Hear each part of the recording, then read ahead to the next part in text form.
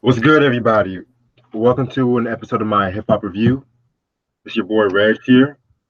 Got my bro Tribero with me today. Yeah, what up? And the album we're about to talk about today, ironically, this is a perfect album to talk about today because this rapper is like got to be like the first hip hop billionaire. Right. So it's Jay Z's with the Kingdom Come, Yes. released in 2006 on Rockefeller under Def Jam Records. Oh boy, boy.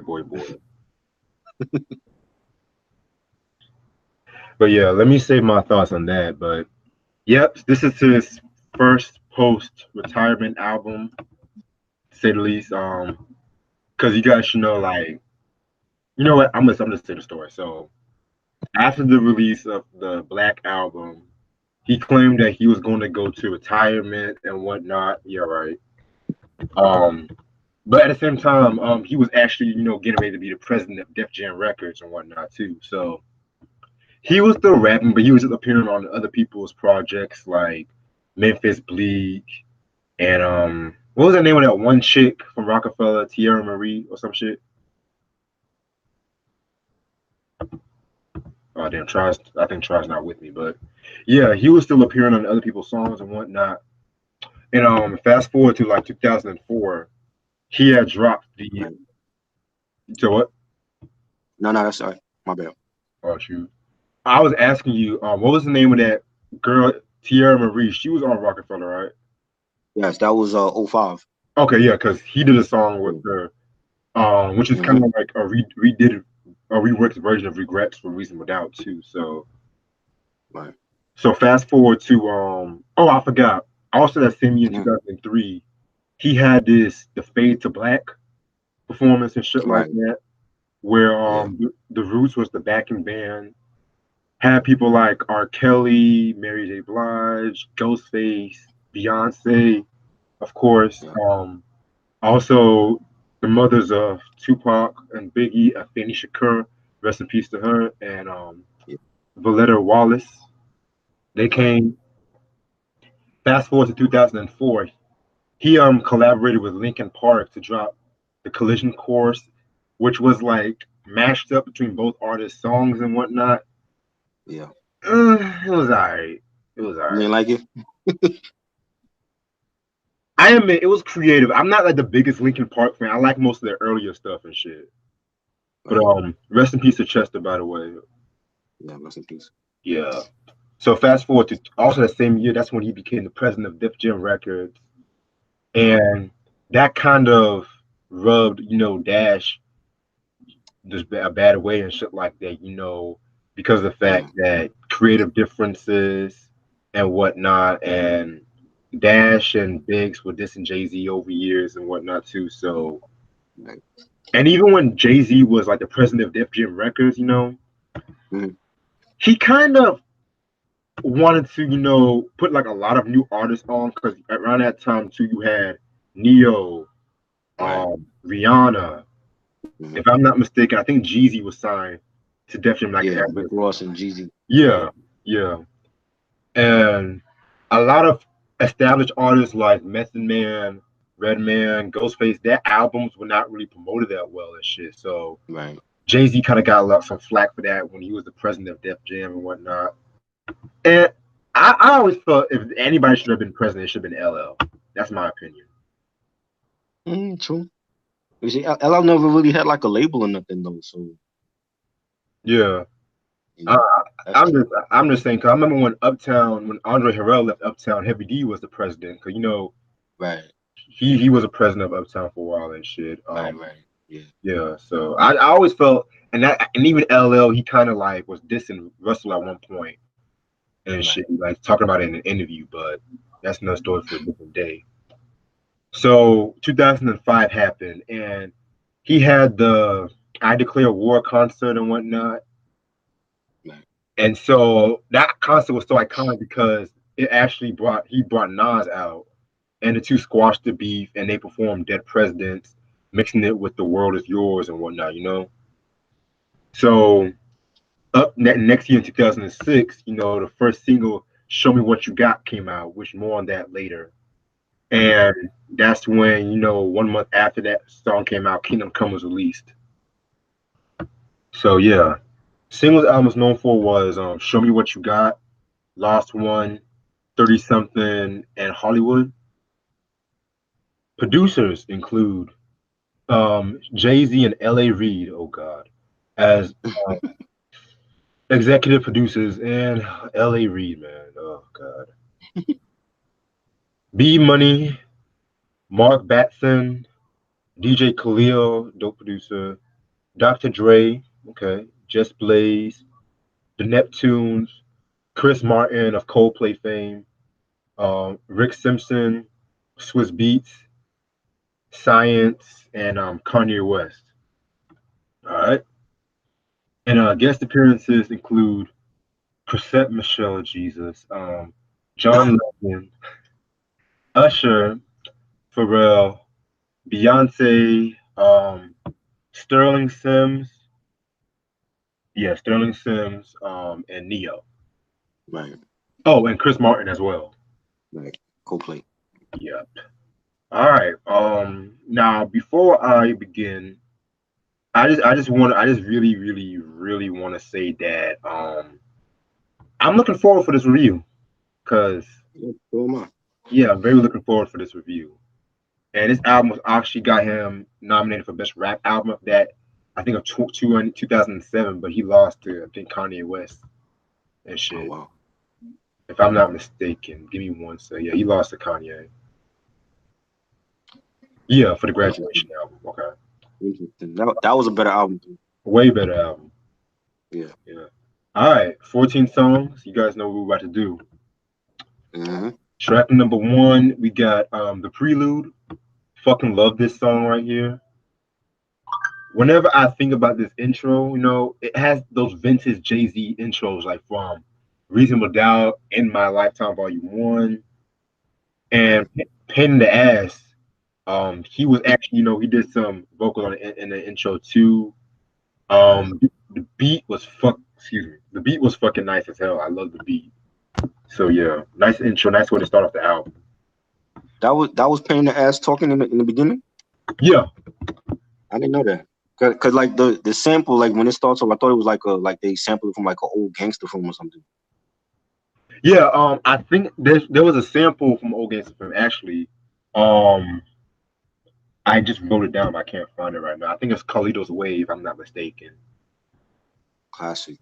Yeah. Yeah, I like it. Like the intro starts off with like a guy talking, and he's like, you got this fantasy, of in life about setting the corporate world on fire, and what the fuck you gonna do but hustle, and then you hear the beat drop by B Money. I thought that was dope, and Jay's flow on it was dope. With the lines like before Steve Jobs made the iPod was getting head jobs. We call it intimate. And then on the other line he says before the answer was a three, I was down in Georgetown with the Hoya chick, lawyer chick. Talking about Allen Iverson when he was playing in Georgetown back in Oh, the day, and love it, man. It was great intro. I think Jay always had like the best intros on his album, like whether it was Reasonable Doubt or Hard Knock Life with yes. Pain in the Ass, with the Dynasty intro, the Blueprint intro. I always thought he had like the best intros for our album. So I I, definitely loved it. I agree. Hell, even the fucking Blueprint when he started off with the rules back though. Whew, Yeah. fire. But Oh, yes. All right. Track number two, we got Oh My God. That was a Just Blaze produced joint. yeah. Pretty cool song. I would have not really started the album off with Oh My God, just on my opinion, but pretty cool song. He's just spitting that shit. Braggadocio Jay Z at his finest.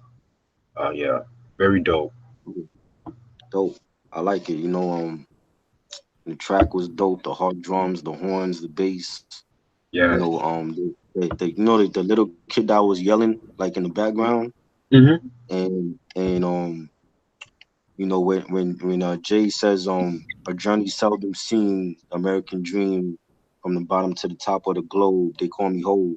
I like that part. And then um You know, just it was all around dope track. I remember they used to play this joint on the radio. You know what I'm saying? Like almost like if it was a single, but I definitely thought it was dope. Okay. Yeah, but yeah, the beat. Also, I like Just Blaze, but the beat, it's not like one of my favorite Just Blaze beats he did with Jay, but it just had that, that chill kind of vibe, that celebratory kind of vibe. Oh yeah, no doubt. Yes. All right. Track number 3, we got Kingdom Come. Fucking love this song right here. Um, he kind of from what I looked up, he based this off a comic book series by DC called Kingdom Come. That back Okay. older. You said what? I don't know that one. Yeah, like the concept with Kingdom Come was like it brought older superheroes back in the time of need and whatnot. Right. And it kind of like fits with the theme of this album and shit. Right. Um, fucking dope usage of the Rick James sample that Hammer authorized and shit. Yeah, very dope usage of that sample. Uh, Mm-hmm. there was this line. There was this line that I liked where he was saying some shit like, "Had to dust off the hammer dance, can't touch this. Come on, playboys, bring the cars back out, 'cause your boy Hove is back. You know them broads coming out. Got 'em dancing in the banquet like they for Bankhead, fucking Cristal, so they asked me what we drank in, like, Mm. dope. Oh, Oh, yeah. that. And also, I would say they use the same, but better than Hammer, in my opinion. Right. Oh yeah, I, for I, sure. I yeah, way better. But yeah, Kingdom Come, possibly like my second favorite song off this album. Oh yeah. See, when Hammer used that sample, like that was like it was like a big pop hit more than a rap song. You know what I'm saying? But Yeah, when Just Blaze sampled it like to the point where it's a gritty track, so it's not that you don't get that same feeling like with the Hammer song. You right, know, and you got the hard drums and the bass line and the super freak bass line. I love that. And the lyrics where Jay says, "I'm so enlightened, I might glow in the dark. Not only in NYC, I'm hip hop savior. So after this flow, you might owe me a favor." Like that part. And then like the part where like he references like comic books. Like he says, "I'm Flash Gordon when recording, spark a light in the dark. Peter Park, Spider Man. All I do is climb the charts." And I thought that was like a clever use of like incorporating like the comic book heroes like Spider Man and Flash Gordon into like his bars. And it was dope, man. I love it. I love the track. I would have loved to see a video for this too, like like him like in like dressed up as like a Clark Kent, like Clark Carter. And then like he goes inside like the phone booth and rips off yeah, his shirt, and then you see like the Super J or something like that. for That would real, have been dope, man. I like that. for real. Like, Oh yeah, and actually, it was actually Young Guru's idea to use Kingdom Come, yeah. for a song and shit like that, the comic book series and stuff. So That's dope. yeah, Young Guru, man, he's always there for Jay Yeah. Z. He's That's the mix engineer. You got the mix engineer, giving them ideas and shit too. right, That's dope. for real. Now, the best beat Just Blaze produced for this album. Show me what you got. Yeah. For fucking fire, man. One of Oh the yeah. first Jay Z songs I actually heard too, on some real shit. Yeah. One of the first. What can I say about this song? Like, basically, this was a nice way to start the single.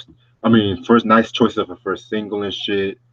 Um, fucking braggadocio Jay at his finest. It uses the same sample that Public Enemy, that Lafayette Afro Band sample and shit. So fucking dope song. I love some of my favorite lyrics. He was saying some shit like, "Young, no two alike, like a snowflake. Okay, show me what you got, babe. Words slurring, engine purring, mammy front, but I'm so determined. Shots of Patron, now she in the zone. I ain't talking about the 2-3, mammy in the zone, like a homie 2-3. Jordan James makes a difference. We ballin' all the same. Nigga, I am the Mike Jordan of recording. Nigga, you might want to fall back from recording." Like, he was just Yeah. going in. Oh yeah. And the video was actually dope too. Fucking video Right. was dope too. With all those people dancing and whatnot. Yeah. He had like that James Bond kind of feel with it. Yeah. And And you said what? No, I was saying I think that was the like around the time that they had came out with that Armadale liquor, Yes. and they had it in the video with them. Oh wow. Yeah, Oh, was it that part was like when they were having that nighttime party and whatnot? right, right, Yeah, right, right. now I know what you're talking about. Yeah, yeah. Also, oh yeah, you can go, you can go. No, I was saying like I thought it was a dope track.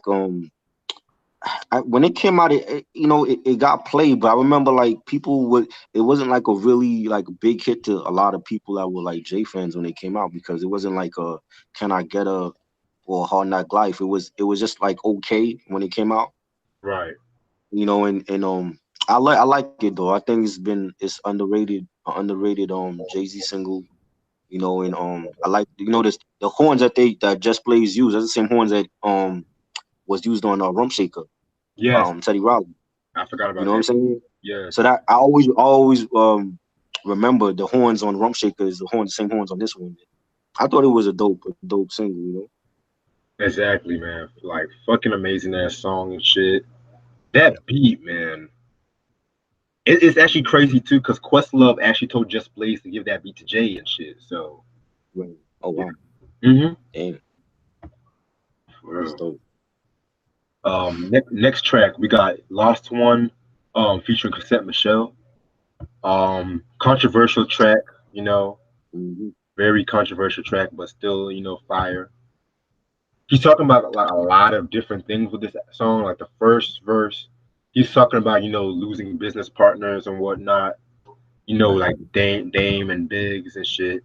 Oh, Right. and also Jazzo. Of course.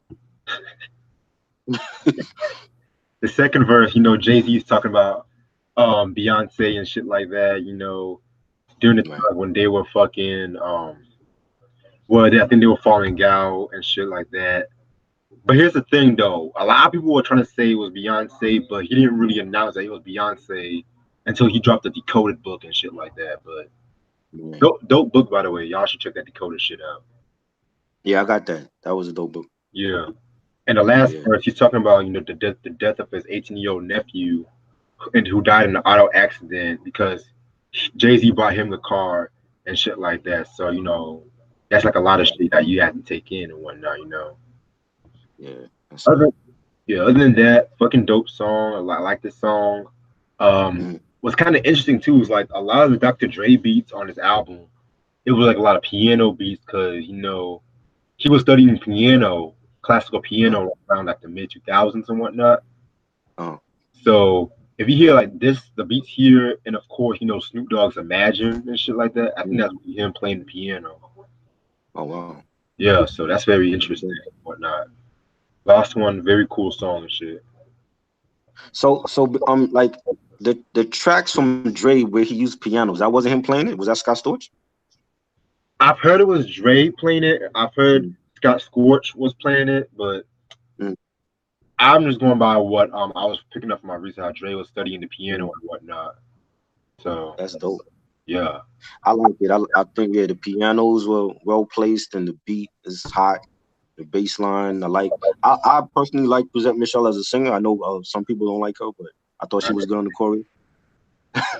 Um, the first verse, well, I think that was interesting for Hove to call out, Dame on the first verse, and he says, "I heard motherfuckers say they made Hove say, okay, so make another Hove." I thought that was dope that he right. calling out Dame, and we know about that whole breakup between him and Dame and what happened, and um, and then the second verse where he talks about Beyonce being dedicated to her work more than their relationship. I thought that Hmm. was interesting because I mean at that time he felt like that.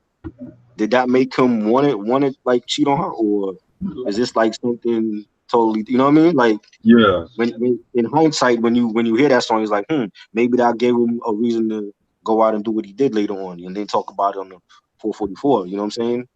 Hmm. But and for Jay, that's different because he's never personally come out and speak on his relationships like that. So I thought I was like different to call out your girlfriend that you're with at the time, but you're still with you. That's your wife and your baby mama, and you're calling her out on the record. I thought that was ballsy to do. You know what I'm saying?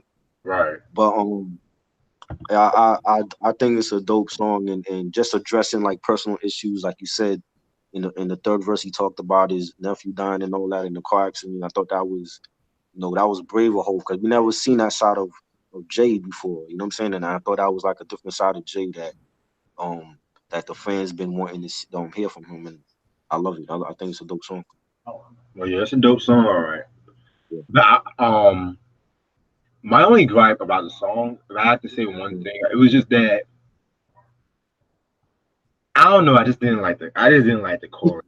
Like, You know, uh, one second of mm. sorry, I'm I mean, with Chrisette Michelle, that I mean, if you like familiar with her singing, she sings like that a lot on her albums, so that's like normal singing for her. That's why I don't listen to it. You know, like The only song I liked with her was the one she did with Nas from the Hip Hop Is right. Dead album. Can't Forget About You. That was the only, and she did Mm. this other song too. I forgot, but never been a You consistent. didn't like her on Aston Martin music with Drake and Ross. Hated that song. You didn't like the wow. Hated that. That song is fire. Ugh. What? Like hell no. And I'm glad you mentioned Drake too, because I got a bone Mm. to pick with some people. Oh Lord. Because Oh niggas Lord. actually butthole after what I said on Instagram last night. But Oh man, that's shit, crazy. we're gonna save that for after the show. Yeah. But I only wish that he would have put this later on, because you know how in the older Jay-Z albums he always Mm. had to have that serious ass track like "You Must Love Me," "Regrets" at Right. the last song of the album and Right. whatnot. Imagine he would have did that with this album and shit. Mm. But yeah, sorry, I'm a champion. Next song is "Do You Wanna Ride" featuring John Legend. This song was alright. I like the message behind the song. Yeah. It was dedicated to like his friend Vegas, Emery Vegas Jones, who was in prison and whatnot. And it just talks about, the unfairness that blacks have on mass incarceration and shit. Right. So yeah, it was a very cool song, but not one of my Mm. favorites off the album, Right. whatnot. But John Legend, he did his thing on the chorus and whatnot. And this one he was just starting out. Right. So, very dope song. I think like you said, like it's not one of my favorites. I didn't really like the Kanye beat. I feel like I've heard better beats from Kanye before, especially when he gave Jay his like stuff on the blueprint and stuff. So, but I like the message because like it's a uplifting song. So a message with a track with a message, and Jay's saying why they call a project because it's a project. An experiment wearing it only its objects, and the objects for us to explore our prospects. I Exactly. thought that was dope. And the soulful singing from John Legend, a great singer in this modern times. And yeah, I thought it was a dope song, a positive song, but I didn't like the beat. I've heard better Kanye West beats before. Exactly. That was my You know biggest what I mean? downfall with this song was the beat. Yeah. And the thing is, this is the only contribution that Kanye gave to this album. So I'm like, you got heat from Just Blaze, you got heat from Dre on this album. Kanye could have gave him some heat, and I don't feel like he delivered with this beat. Exactly, but he did make a stark improvement on the next album and shit like that. Yeah. That's all I'm gonna say. Mhm. But yeah, Do You Wanna Ride? That's a cool, interesting song and shit. Right. Next is 30 Something, my favorite song off this album, in my opinion. Oh yeah. And again, another beat by Dr. Dre and shit like that. Damn, I'm so sick. Okay. What I got from 30 something is the fact that he's getting into like a controversial topic when it comes to hip hop and age, because everyone likes to say, "Oh, hip hop is a young man's game" and whatnot. But Right. then the hypocrisy of this is that you have these old ass rockers like the Rolling Stones. You Mhm. got people like the Who. They're Mhm. still rocking. They're still making music. No one says Yeah. shit about how old the rockers are. But anytime, if you get past like 28 or 29, niggas Mm-hmm. always gonna say hang it up and shit. So, Exactly. and my opinion, this is my opinion about this. Mm. If you're making good music and you have the ability to still make good music, keep releasing what you do. Keep doing what you're doing. Right. But if you're old and no one's checking your shit like that, then it just depends how good the music and the quality of the music is. Because fucking what's his name? What's his name? What's his name? What's his name? Fucking Biz Marquee is a perfect example. His Mm-hmm. last album, '03, was fucking Mm-hmm. trash. Right. Big Daddy Kane, Veterans Day, was trash. And they were like, I think, past 30 by that point, if I'm not mistaken. Right. So, yeah, so it's just like, it depends how good your music is. But cats like Master Ace, who is Right. like around 50 and shit, still dropping masterpieces to this Still day. doing it. Yeah, Yep. still doing this thing. Now back to 30 something, very dope beat and shit like that. That dun dun dun dun dun. Like Dre was nasty on that shit. On some real Oh yeah. talk. Um, he does actually a dope remix he did with Andre 3000 and Ice Cube and whatnot. So that Oh was wow. pretty interesting too. I gotta hear that, Joe. I never heard that. Yeah, with the way YouTube and Jay Z's music are, I don't think it'll Yeah. be a while to find that shit to be real. But yeah, very cool. This should have been like I don't know, but this should have really been like a bigger single than what it was and shit like that. But Man. it is what it is. Fucking love Mm. this song. Has that cruising down, downtown vibe and shit like that. You know what I'm saying? Right. Yeah. It's like a club joint, but then it's not really a club joint. It's like a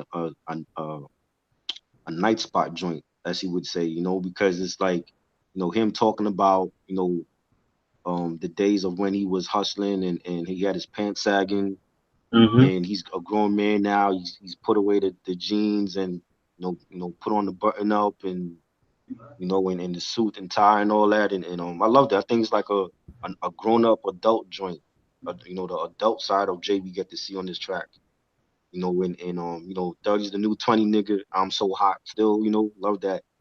Mhm. He says I don't got the bright watch. I got the right watch. I don't buy out the ball. I bought the night spot. You know what I'm saying? Like step Right. your game up. You know what I'm saying? He's a grown man now. He's doing business moves and shit. I think that was the way to go. You know what I mean? And just a dope ode to like the grown and sexy.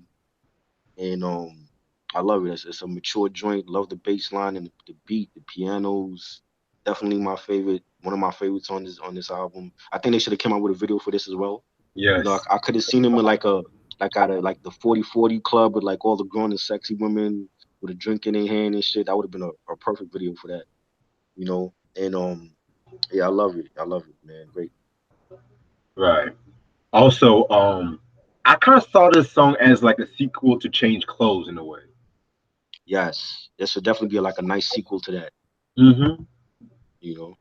For real, Definitely. because Change Clothes. Everyone started wearing jerseys and whatnot after that song. Yeah. And that was a big thing. Like, Jay's a trendsetter because like when the hoodie era was coming in like in the 2000s, we were all rocking hoodies, the different hoodies, Crooks and Castle hoodies, and Christian Audige hoodies and all that, Ed Hardy hoodies. Hmm. And then when the minute Jay said like, yo, like put away the hoodies and take out the button ups and the crispy white Air Forces, that's what we was doing. We was I remember going to the Gap and going to Banana Republic for like button ups and all that, and 06, '07. That's what we was rocking because Jay. That's what Jay proclaimed to be hot. So we all followed whatever he was wearing. So you Right. know, Give me one second. I'm gonna get some water right quick. I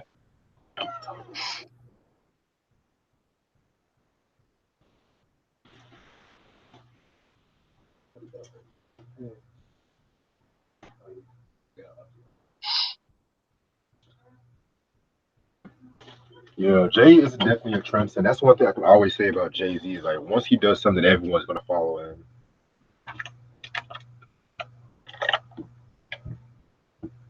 Okay, Strawberry was yeah, yeah definitely yeah a trendsetter and whatnot.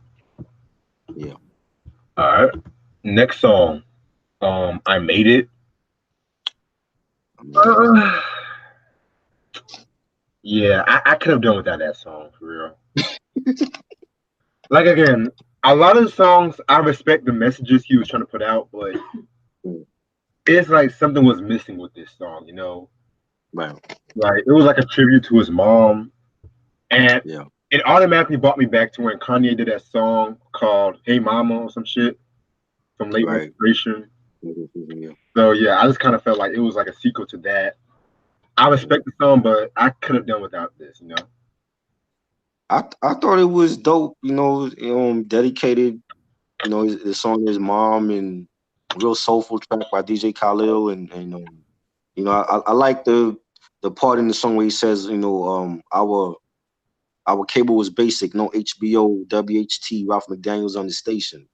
And I remember those days. I remember like having like WHT was like, back in the 80s. I was like the very first like cable system and watching like Freddie and Jason horror films on WHT with my aunt and all that. So I go back from that time. So I know what he's talking about. And I thought it was a dope song, like just talking about how growing up in hard times and in Marcy projects and and they had to, he been through the struggle. I thought it was dope, and he's done this before. Like I remember on the Black album, he had talked about that also. You know what I mean? And Hmm. I thought it was a cool track. Okay, bad. Yeah. All right. Next track. And anything featuring Usher and Pharrell. Not to be confused with the 1999 song or 98, 99 song. Anything. This is another different Mm, song that he's right. done. Um, to be honest, I don't actually have a problem with this song on some real shit. I felt like it was pretty solid, you know. I was kind of skeptical about how Jay Z and Usher did sound together and whatnot. Right.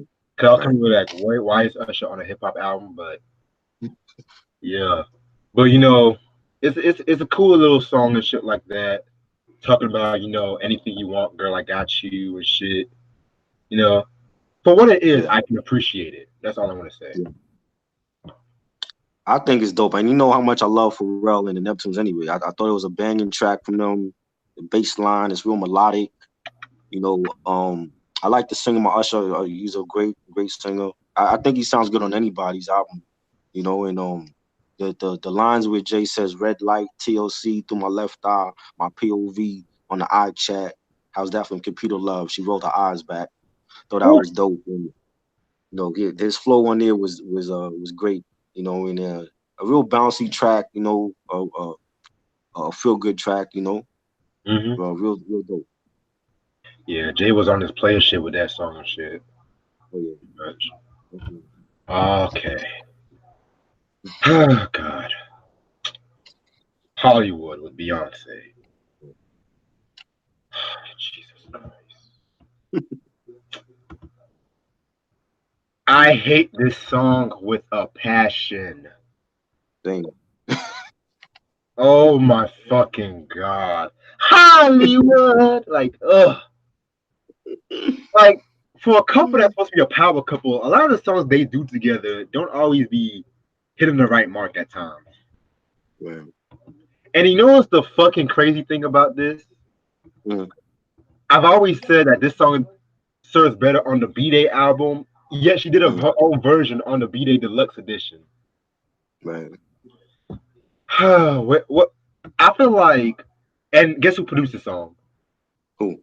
Neo. Neo producers? Yeah, Neo produced the Okay. song. I gotta check the album credits. I don't Yeah, I don't remember that. Neo and this cat named Science produced it.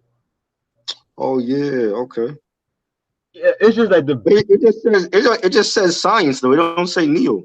Neo and Science produced it, and Neo actually helped Oh, write okay. write the song too for Beyonce's part. That's crazy. Like, look at the fucking chorus. Ooh, the lights, action, Hollywood. Like, shut the fuck up. That's Like, crazy. like I don't even know where to begin with this song, man. It's just like, and this is like one of the main reasons why I just don't like Kingdom Come. It was just some questionable songs. The one beat that science put on here is so garbage. Like Exactly. I Oh, didn't care for it. And I like Beyonce, I like Jay-Z and shit, but Right, some of the songs that they done together, I just don't fuck with. I'm sorry, right. like I that. I like I like the I like most of their collaborations, like Upgrade and Crazy in Love. I like most of their collaborations, but this Yeah, song was crap. This song was bad. It's whack. yeah, those two Might be the songs. worst song on this album. You know what I mean? Yes, Hollywood. Yeah. Nah. Hell, even part two on the run, I'm gonna save most of my thoughts on that song when I do Magna Carta, but Right. it's just that whenever Beyonce and Jay Z gets on a song together, Beyonce just overpowers Mm, Jay Z. right. Like even that new album, that Mm, everything is nice. How she was rapping right. most of the fucking album, out rapping the nigga and shit. Right. Well, somebody wrote those lyrics for her. Beyonce's not a spitter like that. You know what I mean? Hold on, let me ask. Hold on. Hey Yeah. Jermaine, I'm sorry to interrupt. Does Beyonce write her own lyrics when she raps and shit, or no? He says sometimes she Really? writes. Yeah. Oh wow. She has songwriters too, but sometimes it just depends on the song. She writes some songs and then songwriters. Okay. Yeah, she has a lot of collaborators, so I figured that. But still, Right. it's just like, how you supposed to be the king of hip hop or some shit, but you let your wife out rap you? Yeah. Mhm. He, Shit, he but he got yeah, lazy. He got lazy on that album. on what the Everything Is Nice album? Yeah, he was like he wasn't the same Jay. Like you got real lazy. Ah, I felt like he got lazy with the Magna Carta a little bit, but Oh God. again, I'm gonna save my thoughts on those Yeah. projects in the future That because album is bad, yo. fuck with me, you know I got it. I like that song. I like the Ross collaboration. I Yeah, I just don't like the album though. yeah, I can't stand that song Tom Ford, the one he did with Justin Timberlake. Yeah. I can't. Those are all the songs I like. Oh wow, oh wow. Yeah, we definitely gotta do a review on this album together. Fuck that. Oh man. Ah shit, but okay, okay. So that was Hollywood. Next song is Trouble. Yeah. Um, again, another. It's an okay track. It wasn't really too crazy about Right. Trouble like that, you know. Right. A lot of people thought it was another song where he was talking about Beyonce. Hmm. I don't know. Jay Z, man. This is when he was really in love with Beyonce to keep writing about her and shit. Which, yeah, I don't know. This song was okay. You know, the beat Right. was cool though. I like the beat. Like Dre did the thing Right. with the beat. And there was this one other line I did like when he said, you could take out the speed like nothing. Soon as you finish cutting, you like leave me please. Not me. I need Angelina Jolie comfort, so I ain't gonna make a move unless I got a plan B. I thought that was pretty dope and shit. The way Right. he flipped over that Angelina Jolie and shit, you know, Yeah. Great actress. sexy as fuck, man. Oh yeah. Y'all know she fucked her brother, right?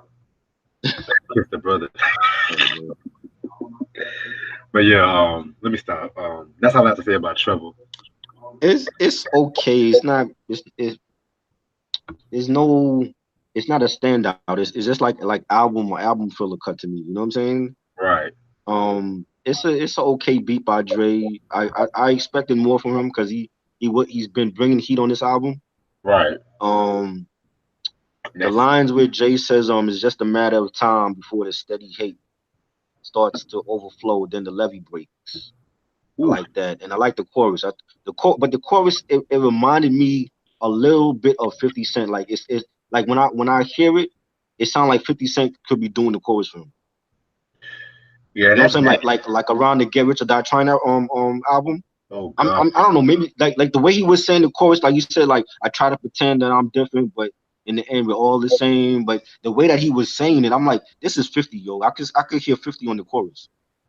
Yeah, that's a good observation and whatnot. You know. Yeah. Like his cadence on the chorus, I mean, like it sounds like 50 Cent Get Rich or Die Trying on era. Right. You know what I mean? And he also mentioned in like the third verse about, the alleged love child that he had with Free from 106 in Park. Mm-hmm. Yeah. and that was a big rumor, and we still don't know if it's true or not. But he did mention that on the songs. I was like, that's kind of interesting that he actually brought that up. Yeah, very Yeah, interesting. yeah, All right. Then we get to Dig a Hole featuring Sterling Sims. Um, this was the response song to Cameron's "You Gotta Love It," right. because everyone should know about the Dipset or Jay-Z Rockefeller beef and whatnot. Because Dame Dash wanted Dipset on Rockefeller, and Jay-Z and Jay-Z, I think him and Cameron never liked each other and whatnot. So, and Cameron dropped a diss track called "You Gotta Love It" off Right. the, I think off the Killer Season mixtape or album and shit. Yeah. Yeah, okay. So there was actually two versions of the song. The original version, was produced by Just Blaze, and he used the same instrumental as Fabulous's "Return of the Hustle" song and shit, but there's no Sterling Sims. I Right. never actually heard the original version actually, but Yeah, I didn't hear that. yeah. And so they redid it. They redid this song, and they added Sterling Sims, and Swiss Beats actually produced this song that's on the album today. Right. For Jay Z diss track, it's good, but it's not like if you're expecting like Takeover or whatnot, you're gonna be disappointed a little bit. Yeah, I agree. Yeah, but it's still still a solid diss track and whatnot. Yeah, still a solid diss track and Mm-hmm. shit. Some of the lines, what he was saying was like, got a front row seat even if you don't speak. Silent partner, I hear you loud and clear. Left a fingerprint, you ain't gotta be there. I'm just waiting till you dig a hole big enough to put your whole body in. Jesus. Then I'm gonna body him. It's nothing but a hobby to him. Simple as a serve and volley to him. Niggas like Hov, why don't you get at that old boy? Why kill a puppet and leave Geppetto alive? Oh shit. That was a nice line he did with Cameron Mm-hmm. and Dame and shit. And I heard that he actually got at Beanie Siegel on this song too. Oh shit, I didn't know that. Yeah, because like they said that he had some lines aimed at B Siegel, and B Right. Siegel responded and shit. And that's a partnership. I don't know. That's a partnership I kind of did not like that beef because Right. Siegel and Jay together, man, was just oh my fucking god. Well, to Jay's credit, I think he looked out a lot for Beans when Beans being a knucklehead in the streets, and he tried to groom him into a businessman. But Beans was just living that street life at the time. Like he couldn't see what Jay saw for him, and I think that's what made the relationship sour. Exactly. And then of course Petey Crack not coming out with his album and shit. So Right. you know, the biggest problem I have with this battle is he didn't call niggas out by name. Like when he did Yeah. Takeover, he called out Mobb Deep, he Yeah. called out Nas. You know what I'm saying? Yes. And I'm like, yo, like, what was like? Dipset is on your label. We all know that him and Dame, that like the friction started with that. That was like the beginning of that. You know what I'm saying? Because he didn't want Dipset on Rockefeller, and Dame, that was Dame Peoples. He grew up with Cameron in Harlem. Right. And like, how do you go from a classic, possibly top 3, top 5 diss songs of all time with Takeover, and then you almost obliterate Nas, and you go and you make this song, and you're not even calling them out by name. Like the only dope line I like from the song is when he says, "Only time you went plat was when you wore my chain around your neck." That's an actual fact. Talking about Cameron. That's facts though. You know what I'm saying? Because Cam Yeah. went. That's the only time Cam went platinum was when he was on Rockefeller. He didn't go platinum when he was on Epic. You know what I'm Exactly. saying? So I'm like, yo, how do you make a classic song like Takeover and you do Dig a Hole and you're not even calling them out by, you don't call Jim Jones out, you don't call Jewels, you don't call Freaky, none of them. And I just felt like it didn't live up to what it could have been. It could have been just as big as Takeover. You know what I'm saying? And I didn't care for it. I liked the beat. I thought the Swiss beat was dope. I didn't care for Sterling Sims on the song. Never heard of him. I didn't care for his singing. You know For what I'm real. saying? But That was it was another. just a disappoint. And when it came out, it was like, yo, like people was hyping it up. I'm like, yo, this is nothing like Takeover. It's not even half of Super Ugly. Super Ugly was better than this. And that was a rebuttal. That was a rebuttal to Ether, and I felt like Super Ugly was better than this song. Yo, deadass though, his second best diss track, and nobody, and I mean nobody, fucking mentions the Blueprint 2. Mm, And I'm glad fucking Deborah he mentioned that in the chat just now and shit, right. because if he would have dropped Blueprint 2 after Ether, oh, that would Mm, have fucking killed Nas. right. Fucking killed Nas. If Nas wouldn't have come out something like And that. I just was like, they were hyping it up. I'm like, there's nothing there to hype up because he's not calling niggas out by name. You know what I'm saying? It's Nah, just like we're hearing the lines and we're like, okay, yeah, that could be thrown at anybody. That could have been thrown at 50 Cent for, you know what I'm saying? So I right. just was like, I didn't care for it. I just thought he could have done way better. And for whatever reason, he felt like, well, I'm not gonna say niggas' names on this song. But you went at Nas, you took that personal. You went at Mobb Deep, you took that personal. You had the big shit at Summer Jam with Prodigy in the ballerina outfit and shit.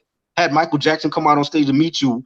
But when you do this against Dipset, who's on your label, you know what I'm saying? Nas and Mobb Deep ain't on Rockefeller. Dipset is on your label. You ain't even attacking them.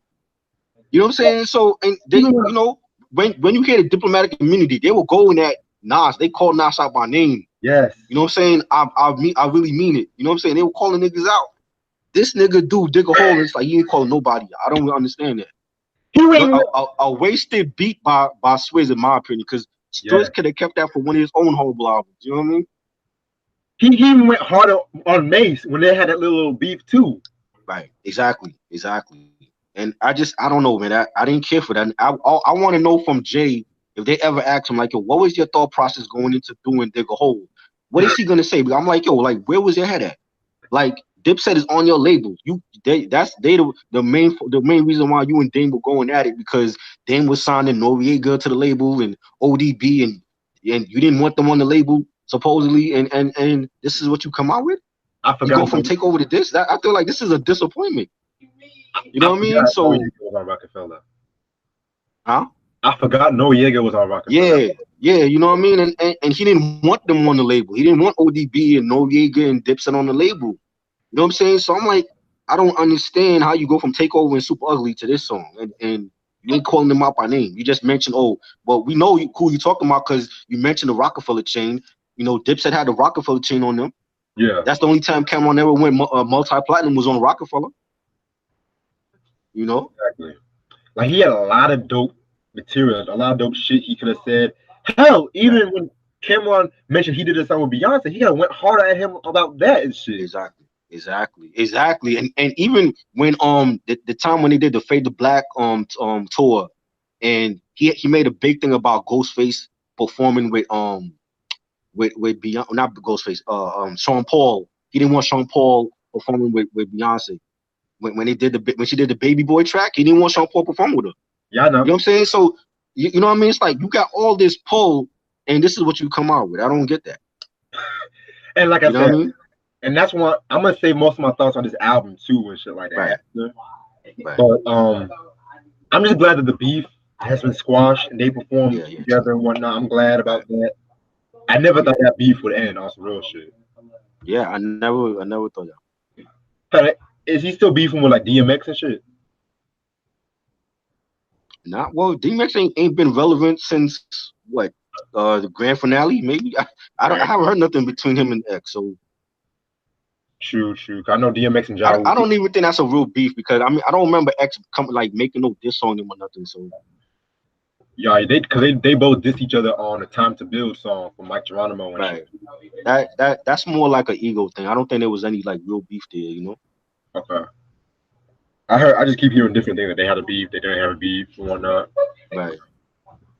Alright. Track number 13, Minority Report featuring Neo. This song was a very haunting song about the Hurricane Katrina. It's just Jay rapping with the piano basically. Yeah. Um I actually like this song. Really like Yeah. this song. Same. I thought that it was like very like out there, very groundbreaking. Like you talking about Hurricane Katrina and whatnot. And I think he was calling out Bush on this song too, if I'm not mistaken. Yep. Yeah. Yeah. And the piano, I think the piano beat was just so like dark and haunting, like something like reminiscent of me, maybe like Reasonable Doubt, maybe. Right. So yeah, very dope song and shit. Neo did his thing on this song. I think it was dope. Definitely a dope beat and by Dre and nice singing by Neo. And I think Neo gets slept on for his singing. He's more known for like his songwriting. You know, Right. I don't really care for Neo's, well, not all of his music. I like some of his songs, but I'm not like a big Neo fan. I thought he sounded dope on the chorus though. And, Oh yeah. the lines where Jay says silly rappers, because we got a couple porches. MTV stopped by to film our fortress. We forget the unfortunate.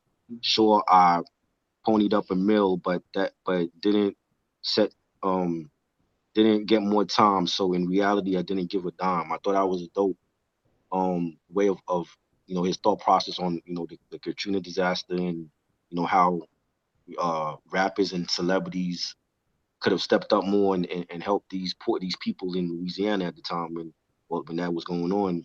You didn't really see that. You had Kanye, well, right around the time you had Kanye West with Mike Myers on that telethon saying George Bush don't care about black people. You know what I'm saying?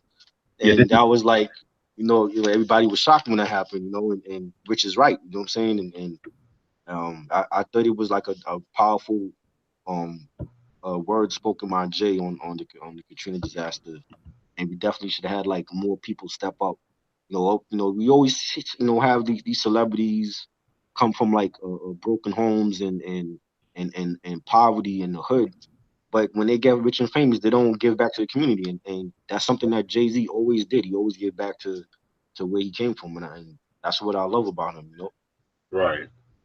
Yeah, Yeah. Kanye went from it's George Bush don't care about black people to wearing that Donald Trump hat, but yeah, exactly. Yeah. We know he's not in his right frame of mind right now, though. Everybody can see that, though. exactly. You know. All right. And the final song off this album is Beach Chair. This that one features Chris Martin. Yeah. He again, it's a cool, solid song where he's talking about enjoying the good life. The reason why he called it Beach Chair was because he actually wrote this song while on vacation and shit like that. So I Right. don't He know. probably was like on an island somewhere, and he's just like, oh, let me write a beach here song. Yeah, You know, that's dope. for real. I'm not the biggest Coldplay fan, but I do admit Chris Martin, he's a dope singer. I'm not gonna lie. Right. So, and then he also done songs with like Kanye West too. Yeah. Home He did Homecoming. Homecoming. Yes. Yeah, I love that. I love that. Love that whole album, man. Oh Graduation. yeah, Ugh. definitely. All right. Yeah, the beat was pretty relaxed, one a lavish kind of beat and whatnot. Hmm. Um, Chris Martin actually produced that song too, so that's interesting. Yeah. Yeah, beat shit. That was a very cool. Not what I would have ended the album with, but it's still cool. Mm, right. Yeah, it's dope. It has like a stadium feel to it, like a Coldplay track. Right. And I think it was a good way of ending the album because I feel like that's where Jay, that's where his mind state was at. Like, he's rich, he's a businessman. He was like he was the head of Def Jam at the time, and what I mean, other than breaking up, Rockefeller and Dame is like, what other issues did he really have? You know what I'm saying? It's like you're with one of the most beautiful women, and you're filthy rich, and I felt like that was like a great way to end the album. Like I'm sitting on my beach chair on an island somewhere and just relaxing, kicking it. I like the lines where he says, I got demons in my past, so I got daughters on the way. If the prophecies are correct, then the child should have to pay. Talking about at the time, Blue Ivy was coming. That was his first kid, and he had to, he felt like he was paying for his sins in the past. And I like the chorus by Chris Martin, and I like Coldplay. I've always liked their stuff, when they did Clocks and Speed of Sound and Kaleidoscope. I like a lot of their stuff, so I always like the group, and I know he's done stuff with them in the past as well. You know, Question: yeah, Is Clocks the song that goes that da da da da da da da da da da da da? yeah. Okay. They also have a Latin version of that song. Yeah, Um, I I know. forgot the Latin artist that they but that's a dope rendition as well. Okay. Okay. Yeah. All right. Okay. Okay. Now, this is my favorite part of the show is when I give my elaborate thoughts. This was not a very strong comeback from Jay Z, in my opinion. Right. Like, it's cool. It's a good album, but it's not a great album. Right. And I kind of felt like he played it safe on a couple of songs and whatnot.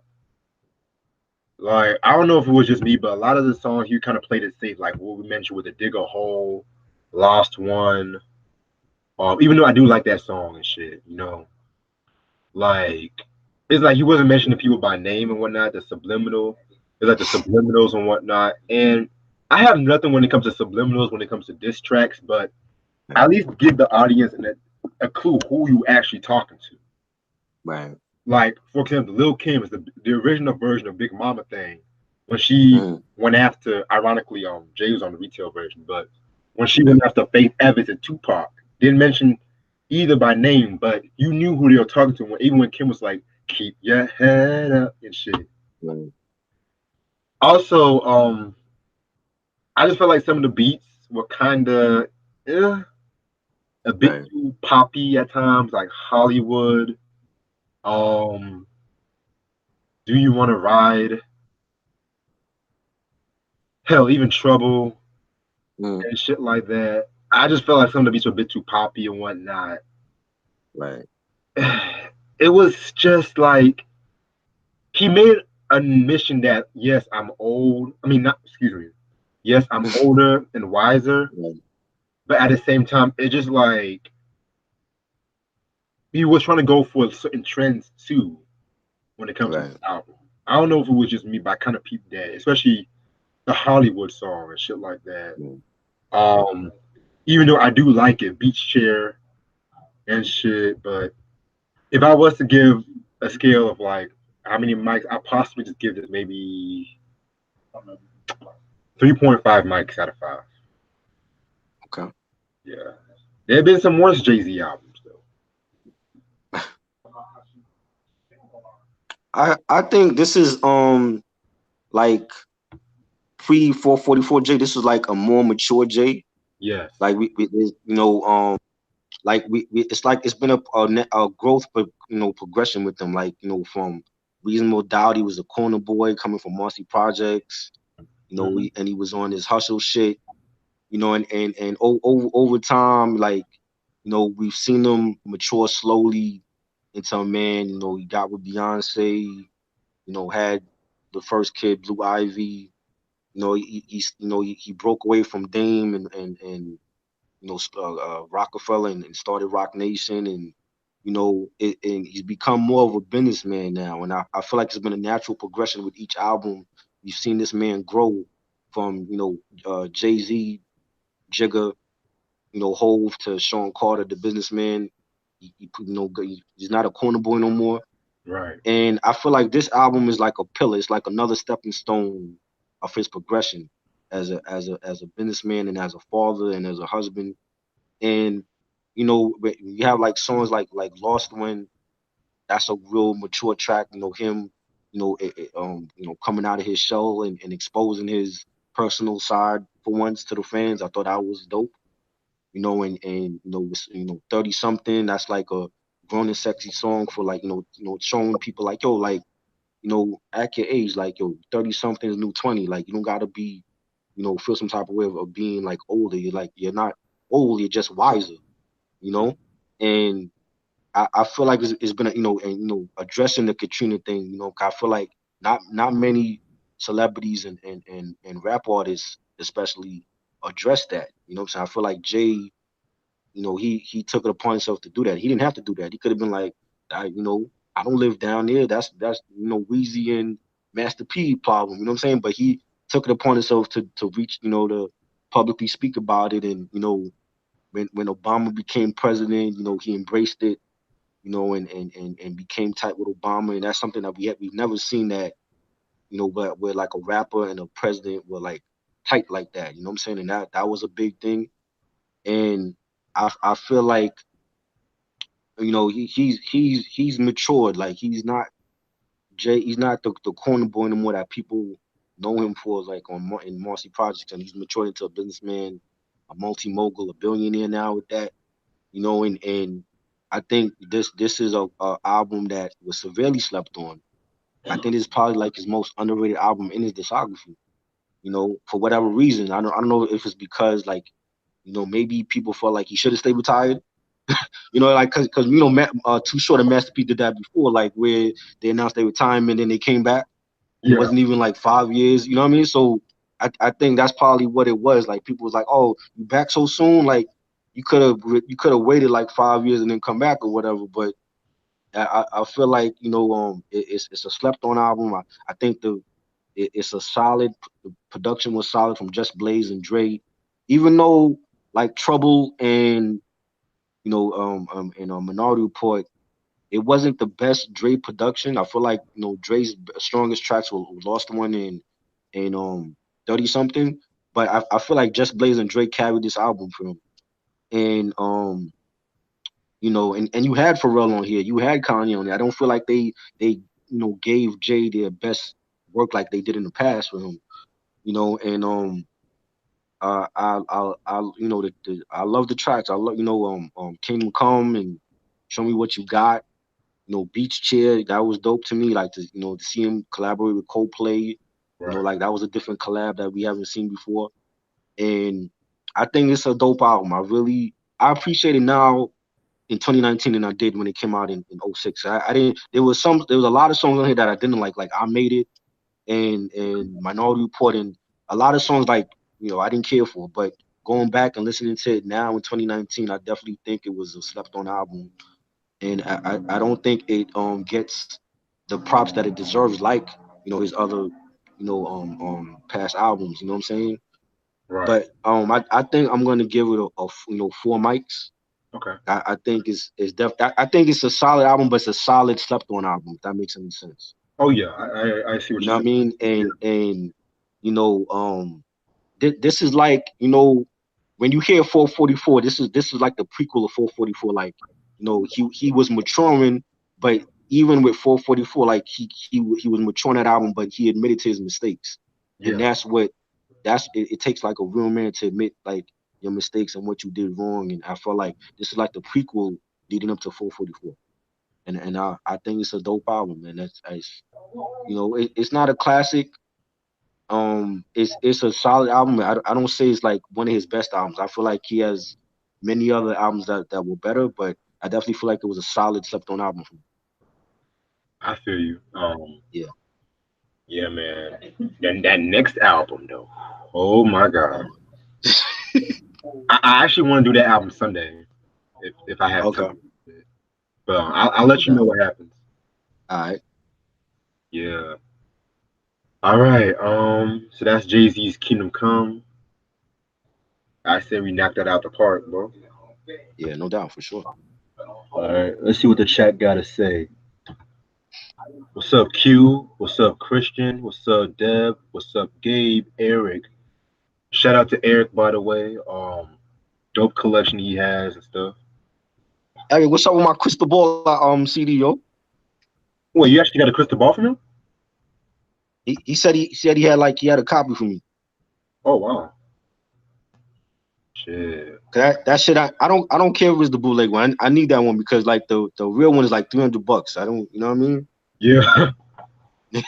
Yeah, man. Nobody's paying that much for that, man. Yeah, I saw it kind of dropped down a little bit recently on eBay and stuff like Mm. that. I can send you some links if I have time. What is like 250? I actually saw it for like 20 something, but I'm not too. $20, word? Yeah, but I'm gonna see if it's still there though, cause eBay. Yeah. That shit probably gone, yo. Shit. But I'm trying to get the version with the Truth album as well and shit. Right, right. And that's the thing about fucking Prince. Like you have to get certain album formats just to get certain songs and shit like that. For real. But the hits and B sides, you can't just get the hits by itself. You have to get the Yep. Yeah, whole. you gotta get everything, you know what I'm saying? Fucking Ashley's in the building. What's up, Ash? What up, Ash? Yeah. Oh, Eric said that LL didn't want the job. Oh yeah, that is right. He didn't want the job. Yeah, I mean, I don't know. I don't see LL as a executive, and it's weird because like everybody else had a record label at that time. I don't he didn't really seem like that type of person, you know? Yeah, and plus, like, he had a lot of problems with Def Jam at the time too, because the Right. Definition album, the Todd Smith Uh-huh. album, even Exit 13 wasn't Okay. re-promoted right. But Bad. All bad. Exit 13 has some joints though. I'm not gonna front. I never heard it. I remember seeing it in the stores. I never like listened to it though. Like, this is one song called "Walking with the Goat." Oh, Um, fucking god! wow. Walking with a goat. Yeah, rocking with the goat. Oh. I thought you said walking with the goat. Wow. Walking with a goat. Walking with the Panther. Shit. That's the album. That's the album he did a song with Tim McGraw or something like that. No, that was the if I'm not mistaken, that was the Authentic album that came out like in Oh, okay. 2014. Okay. Yeah. That album was trash. Yeah. God. You ever seen that? You saw that Al Sharpton video I sent you, right? When I, s- he got pushed by I that didn't see. nigga. Yeah. What the hell, yo? Like this country is crazy, man. You But this is know. like back in the '90s. He was like, "That's a lot of crap." Like, that's how I feel every time. Oh My boy got so bad. He pushed his fat ass. Mind you, this was back in the '90s when nigga had a fucking perm and shit. right. Oh, that was on the Geraldo show. The Morton Ramsey show. Morton Downey. Yeah, that nigga. Yeah, Yeah, I remember that because that was on the news when that shit happened. Like he got into the fight with the black dude or whatever, and the yo, dude pushed him over, and he felt like a jelly roll out of the chair and shit. yo. You know the funniest thing about that whole fucking interview? His whole um, fucking he only had one button, and you can see his fucking belly, and he had a nerve to sit like this. His whole yeah, fat ass just out there. that was during the Tawana Brawley era and shit. Yes, You know what I the, mean? the original Jesse Oh yeah, Smollett. yeah. I remember that shit. That shit. I haven't seen that shit in years. Oh shit. She pretended that she was raped, right, by some white people. Yeah, I think she lied about it or something like that. Shades Yeah, of pussy. but you know Spike Lee was sticking by her side because he even like did a little shout out to her and do the right thing. Yeah, I remember that. Yeah, remember when his sister Joy's like walking past the wall and it had like Tawana didn't, you know what I mean? So Yeah, okay. yeah, That must have been before the whole controversy came out, though. But right. who knows? But it's funny too because Spike Lee, he originally was supposed to have Cassette Michelle's music on him. She Mm-hmm. gotta have it, but once she Mm-hmm. supported Trump, that's when he was like, you know what? Nah, we can't Oh have it. yeah, I forgot about that. Yeah, Damn, that's that's why crazy. people don't fuck with her. Well, I think she's a dope singer, but I forgot all about that. I mean, she's an alright singer, but I just don't like her albums Mm, though. right. I don't like her. I'd rather listen to I fucking feel Estelle over both Lettucey and Estelle Cassette. is dope. That's another dope singer too. For real. You Fuck know. Lettucey. I mean, fuck. Let's see. Deb said, "Oh my God, sounds like you don't know."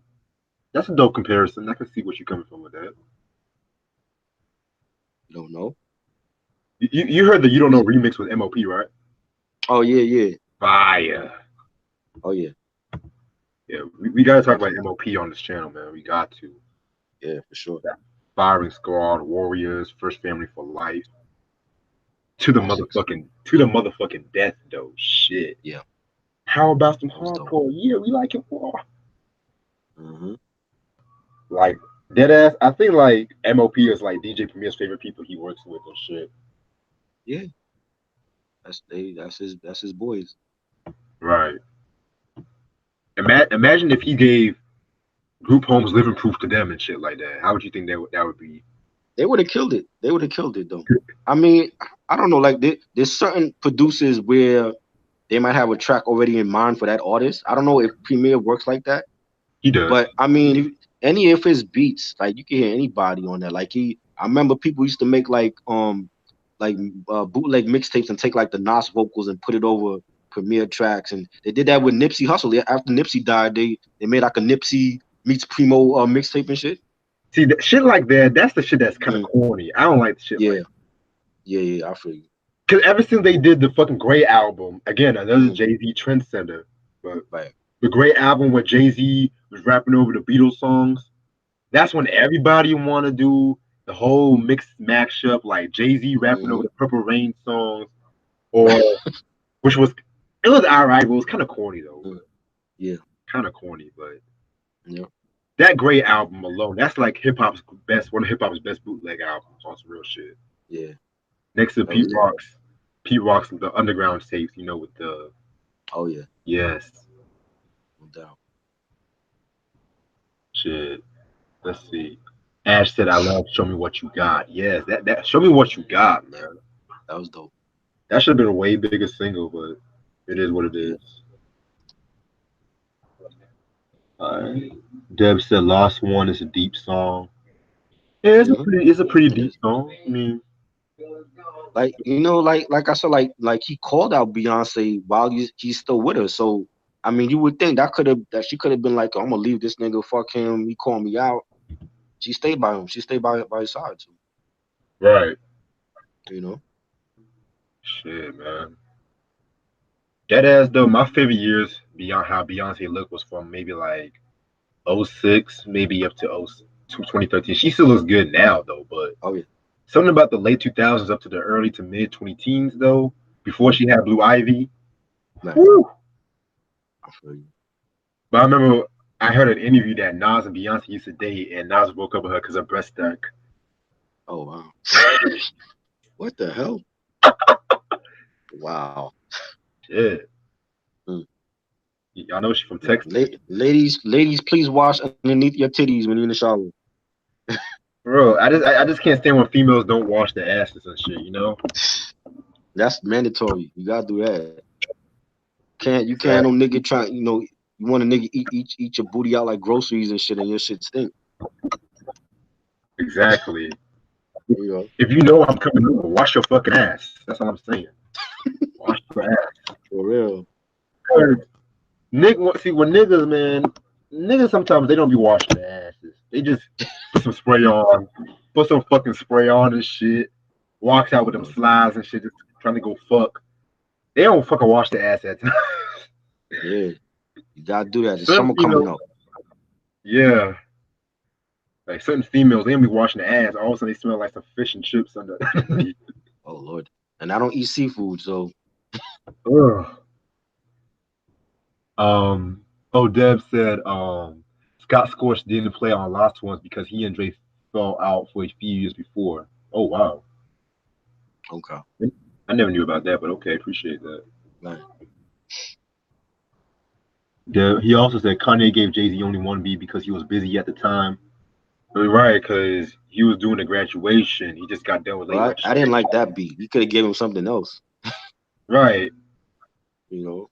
like that be kind of sound more late registration ish than Kingdom Come. It's not bad. It's just not one of my favorite Kanye West beats. Like at least the stuff that he gave to Jay, I think the stuff on the Blueprint was way better. Oh yeah, You know.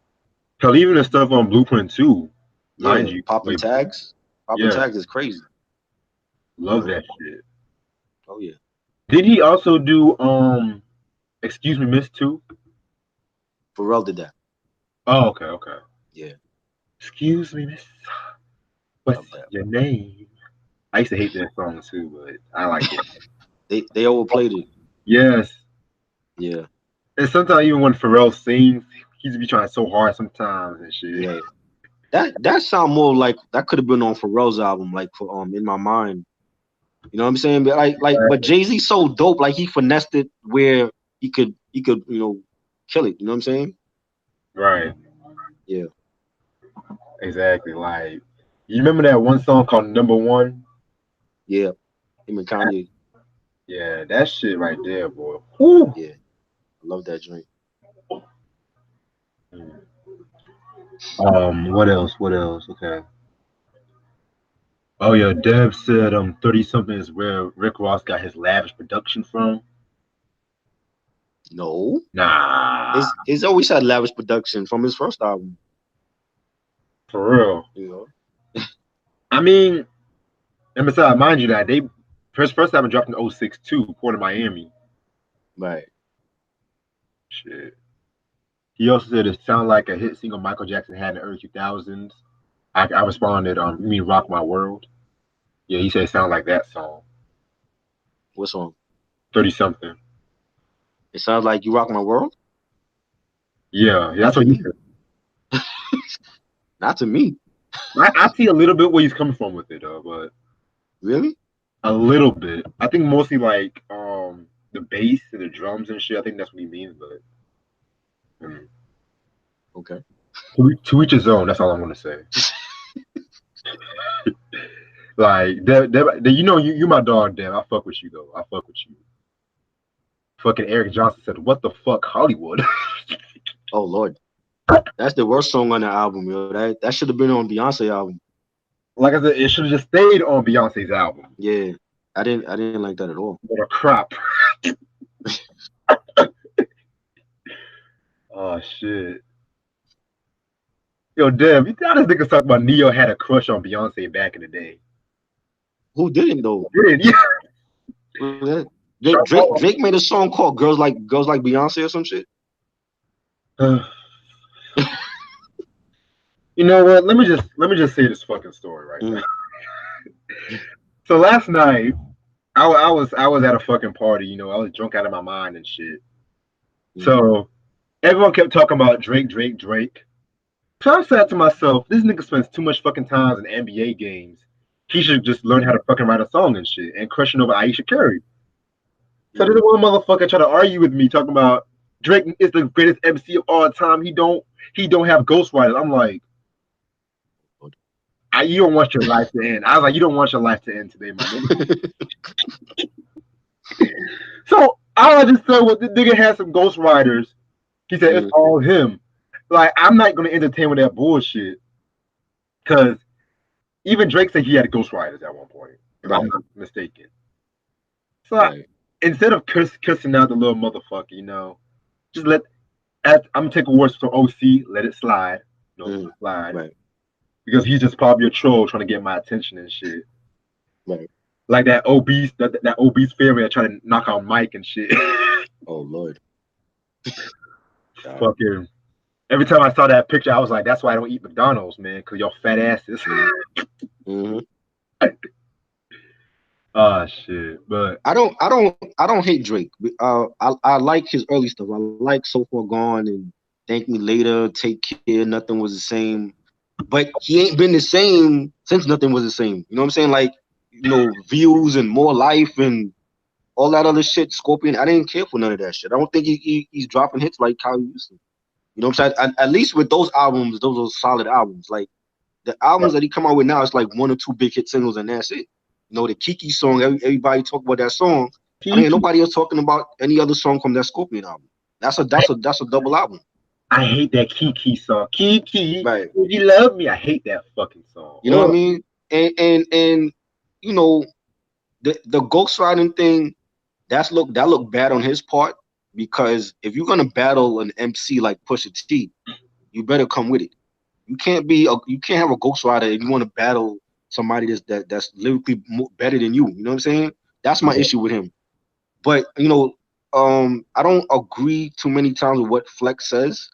But when Funkmaster Flex compared Drake to Hammer, I agree with him because Hammer was like that.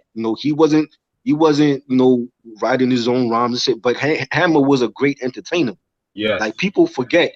You look at his live shows. He had like 40 people on stage. They always doing something, playing instruments or dancing. Selling hot dogs, all that.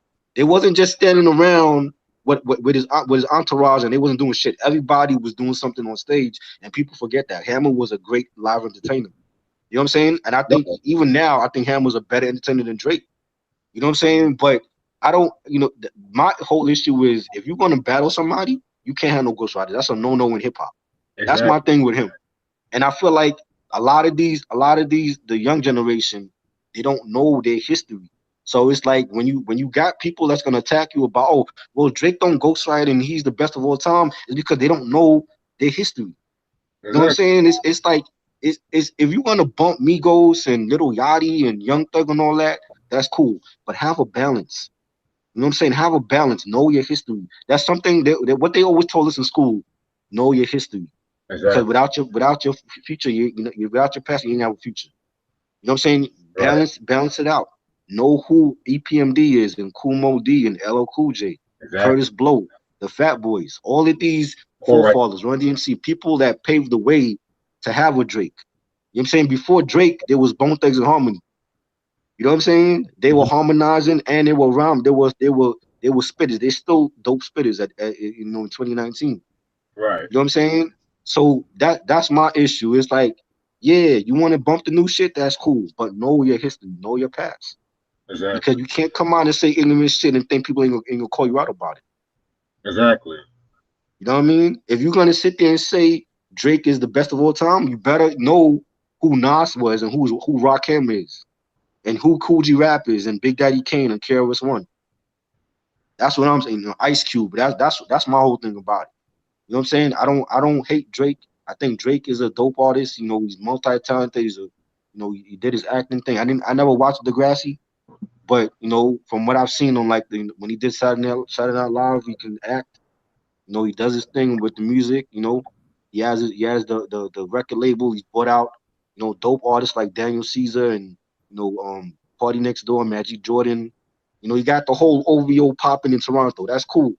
But you can't come out and say that you act like you're some rap god, but you don't write your rhymes, and then you want to battle an established lyricist as like Pusha T, because then you're gonna look stupid. Shit. You know what I I, mean? That's my whole thing. That's where I'm at when it comes to Drake. Like same. I will bump Drake's early shit, but I don't care for his shit right now. It's just when it comes to Drake, man, I don't care if he's just trying to be an NBA wife at this point. Mm, It's just the thing I don't respect about Drake is just that fact that he always wants to go after someone's girl in order to start a beef with somebody and shit like that. right, right. The blackface situation. I don't give a fuck if he was doing it for charity. Fuck that shit. Nah, Mm. fuck that shit. But And the whole is his antics on it's cool to be a fan. We all are fans of our teams and all that. I love all my New York teams. Knicks, Yankees, Giants, all that.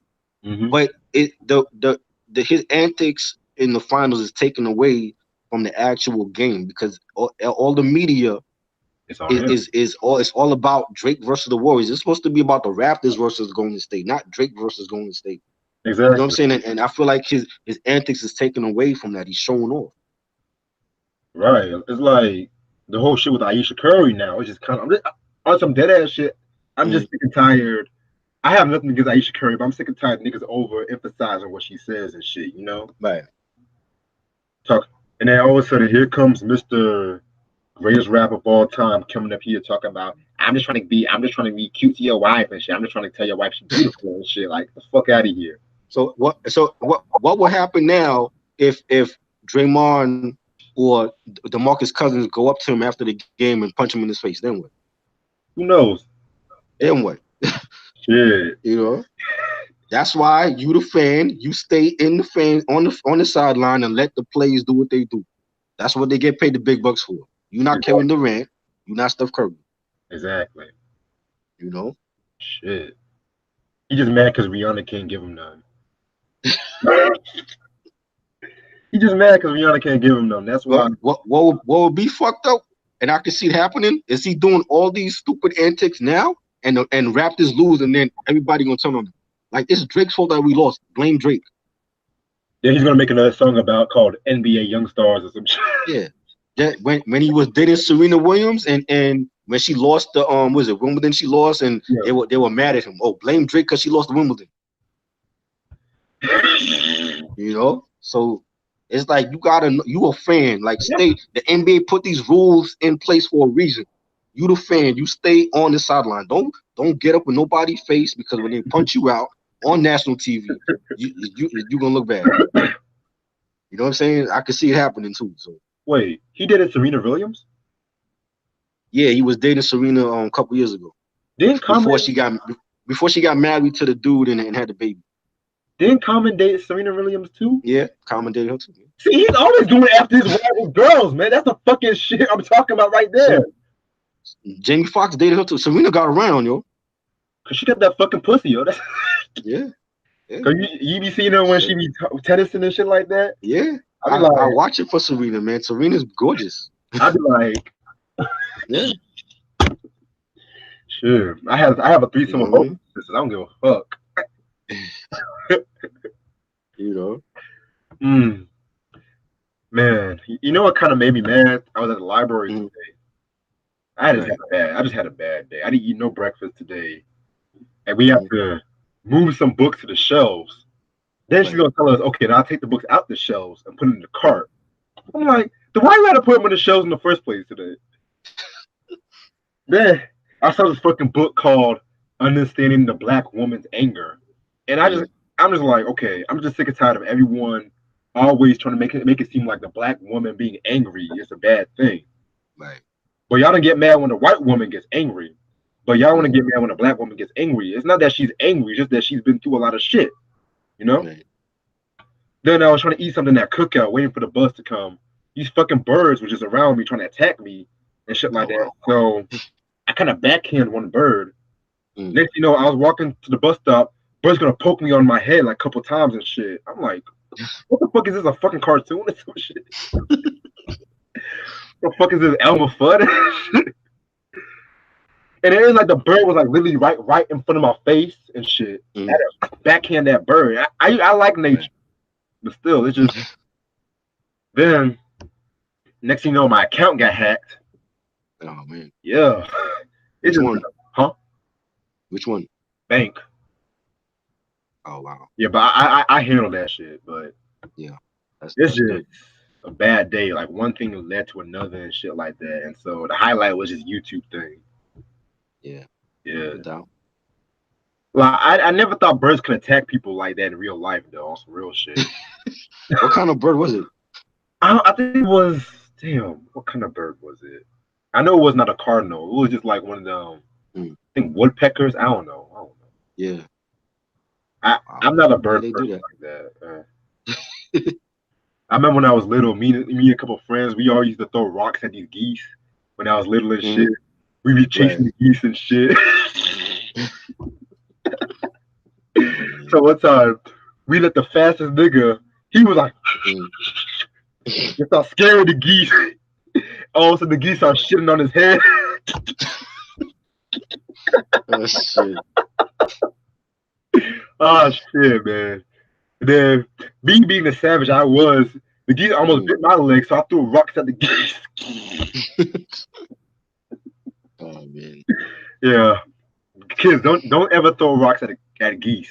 You'll get bitten at a place you don't want to get bitten at. Word. Shit. Noriega was dropping Spanish music on Rockefeller. What the fuck? Yeah, he was dropping the reggaeton shit. Oh God, that's what he was dropping that reggaeton bullshit. La Familia. I think that's out of print also. That reggaeton album he did. Thank God. Yeah. Thank God. Well, he's Puerto Rican. You know, he wanted to represent where he came from. You know. Yeah, but it's like I said before. If the music is good, it's good and shit. But right. Yeah. I'd rather listen to Busta Rhymes doing dancehall, if anything. Yeah, but Busta could do that though, cause he Caribbean, so you know. Oh yeah, it's cool and everything like that. But at the same time, when he did his one song with some dancehall artist, and it was like whack. Talking about 02, 03. He said that Jay-Z squashed his beef with DMX and Ja Rule in 2016. Oh, okay. Okay, cool. Yeah, fuck all that beef shit. If y'all gonna beef, put it on wax, man. True.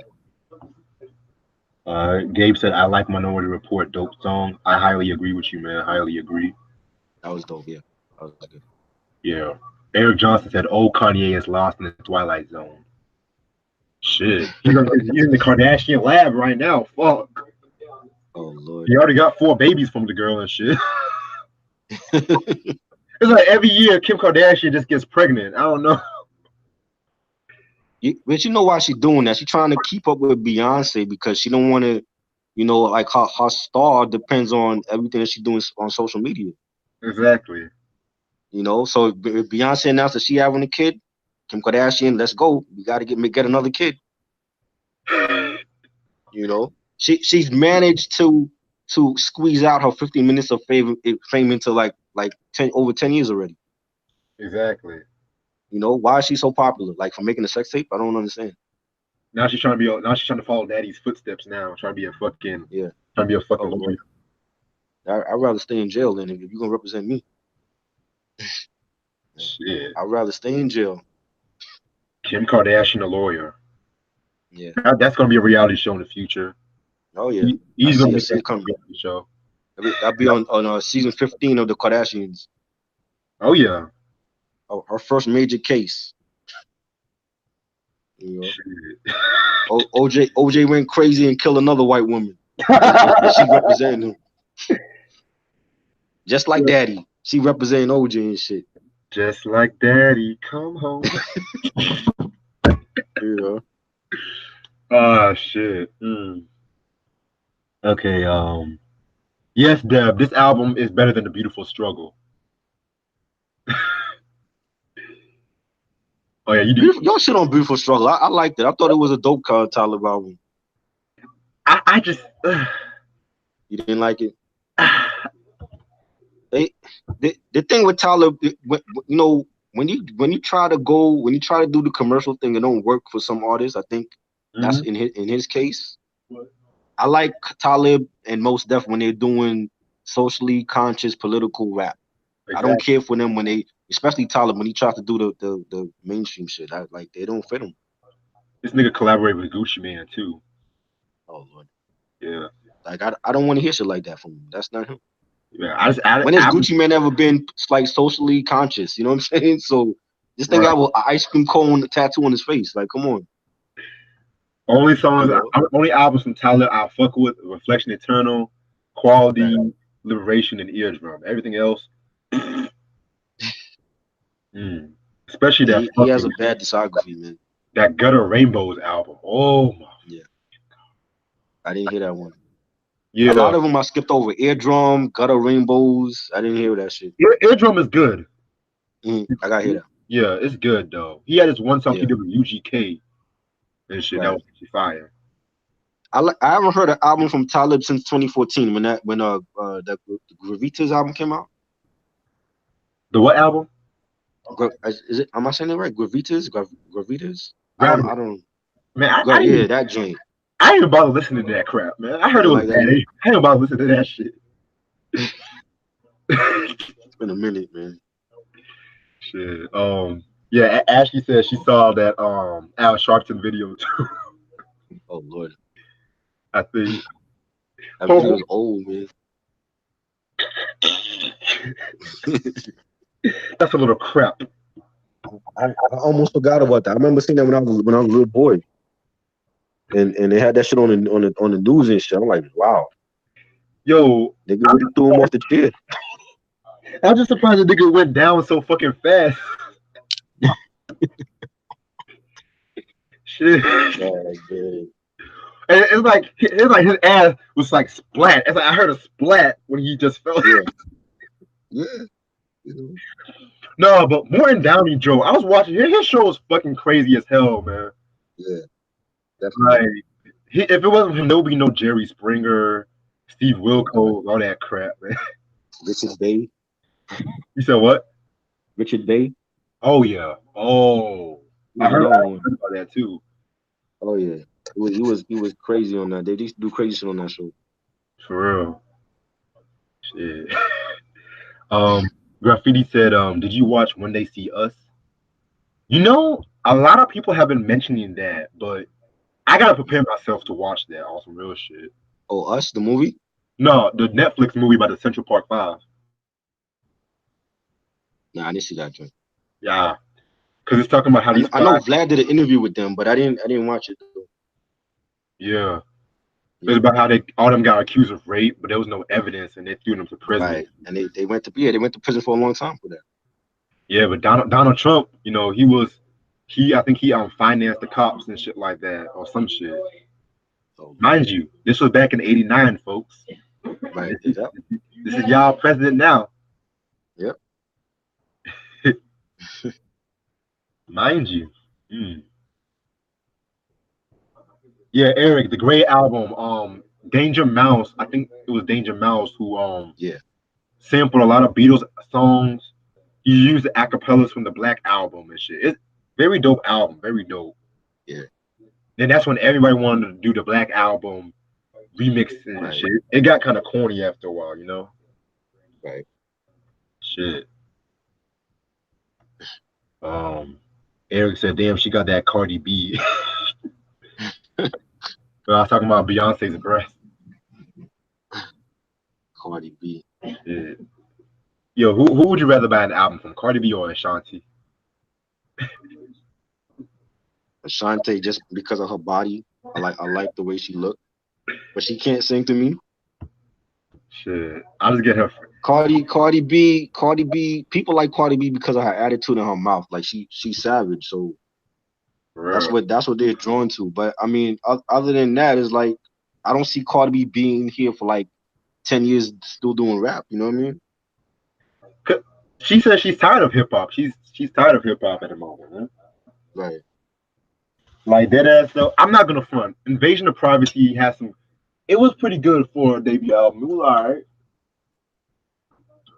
but at the same time, I it's didn't just hear it. like her personality. Sometimes I just want to smack her face. Sometimes, you know. She belongs on TV like in movies and shit. That's her calling. Exactly. I think she's just using rap as another stepping stone to that. I heard rumors that Fran Drescher wants her to do the Nanny reboot. Oh Lord. I heard rumors though, but that's another girl with an annoying ass voice. Imagine both those chicks talking. Shit. Everybody wants to do another reboot, man. Shit. Crazy. Shit. Why don't you pull out that Jefferson's video and shit like that? Have that line and just start screaming. Oh man. That's why I was just watching the Jeffersons. I was just like, that's how I feel Mm. with the reboot. Let me just send this to everybody. Shit. Homo was like, "Wah!" Like, you Leave know, the classics alone, man. you said what? I said they need to leave the classics alone. Like Me I hate too. when like Hollywood, it's like they have no more ideas no more. Everything is a reboot for a classic movie or a direct sequel from a movie from 30 years ago, you know? Like we don't need that shit. Now that Exactly. Why now why did we need a new Terminator, a direct sequel from T2? We don't need that. At least not now in this day and age. Why we didn't get that back in like 93 or something? you know what would be a dope fucking movie or a show? Uh, African kids, African parents raising African kids with American customs or whatnot. right. That would be dope. Or Like even like a kid swap. Kid Swap. Yeah. Cause they got wife swap. Oh, oh Yeah. yeah, yeah, Be like a kid swap. Like let's get some African kids from like the from Ethiopia or something. exactly. You know what I mean? Yeah, I used to watch Wife Swap. That was funny as God, there was this one never watched episode where this kid wrote to his mom, "Dear mom, I it. just want you to die." Oh no. Wow. Shit. Like I just can't wait to find out what they're gonna reboot next. I just can't wait. Who knows? Shit. Let's see. Drake did a song featuring Michael Jackson called "Don't Matter to Me." Yeah, yeah, Ashley, that's on the Scorpion album. But did he really do it with Mike? Or that's like he just took Mike's vocals? He took Mike's vocals. Oh yeah, because he wasn't around when Mike was well he was around, but Michael Jackson wasn't put on no music when he was just coming out. Right. Yeah, like that Scorpion album. It was aight. I didn't listen to it. Shit. DJ Tim, the Space King. What's up, my nigga? He said, I'd rather listen to Ja Rule than Drake because I'm a big fan of Ja Rule. What's a mess up for Oh 50 yeah, Cent? He was singing If I Was Your Best Friend in the Club. He was singing other songs too. I can't remember. Oh, yeah. Ja Rule, oh he's yeah, that nigga, though. Ja, that nigga. I don't give a fuck. yeah, definitely. I wouldn't go to a festival from him, but he that nigga, though. Oh man. Nigga gonna have that little raggedy ass plate. Oh, Crazy man. man. Ja Rule. Oh. Yeah, yeah, yeah, graffiti. It does sound like a remake of the Birds and shit. I ain't never seen shit like this. Like Birds just attacking me out of nowhere. It's like I don't be I, doing I shit. never understood. I never understood. I've seen the birds so many times. I never understood why they attacked the girl. Why? Like, what was the reason? Okay, so I was leaving cookout. I didn't eat no breakfast, and I was leaving cookout. Had a cookout tray, and I know there's like a presence in my circle. So I lit around. This bird was literally like 5 inches away from my face. So I was like, "Hi, little birdie, how you doing?" Then all of a sudden I try to sit down. The bird was still following me. So I was kind Yeah, of like, "Okay." I shoot the bird out the way. Next thing you know it, the bird still kept coming back. There was two birds coming this time. So I kept yeah, shooting them out the way. I think I hit one of them, backhand one of yeah. them. Then I was trying to go back to the bus stop. Bird started poking me in my fucking head. I'm like, what the fuck? Like, what the fuck is this shit? I was like, wow, like what else can go wrong? Like what else can go wrong today, man? Crazy. I mean, at least it wasn't that hot outside because I would have been 10 times It hot though. could have been worse. It could have been like a swarm of bees after your ass. Oh shit. Oh shit. You Shit. That reminds me of that episode of SpongeBob when SpongeBob fucking shrunk everybody and they had all know. that form on the floor talking like, get SpongeBob. That reminds me of some SpongeBob Yeah. shit. Like, I'll take the birds any day over the bees. same. Shit, got my face looking like Martin from after he had that fight. Big Head Martin. Shit. I Q said, "Do you think hip hop is dead?" Because I do. Mm, No, hip I hop don't is think not hip dead. hop is dead. Nah.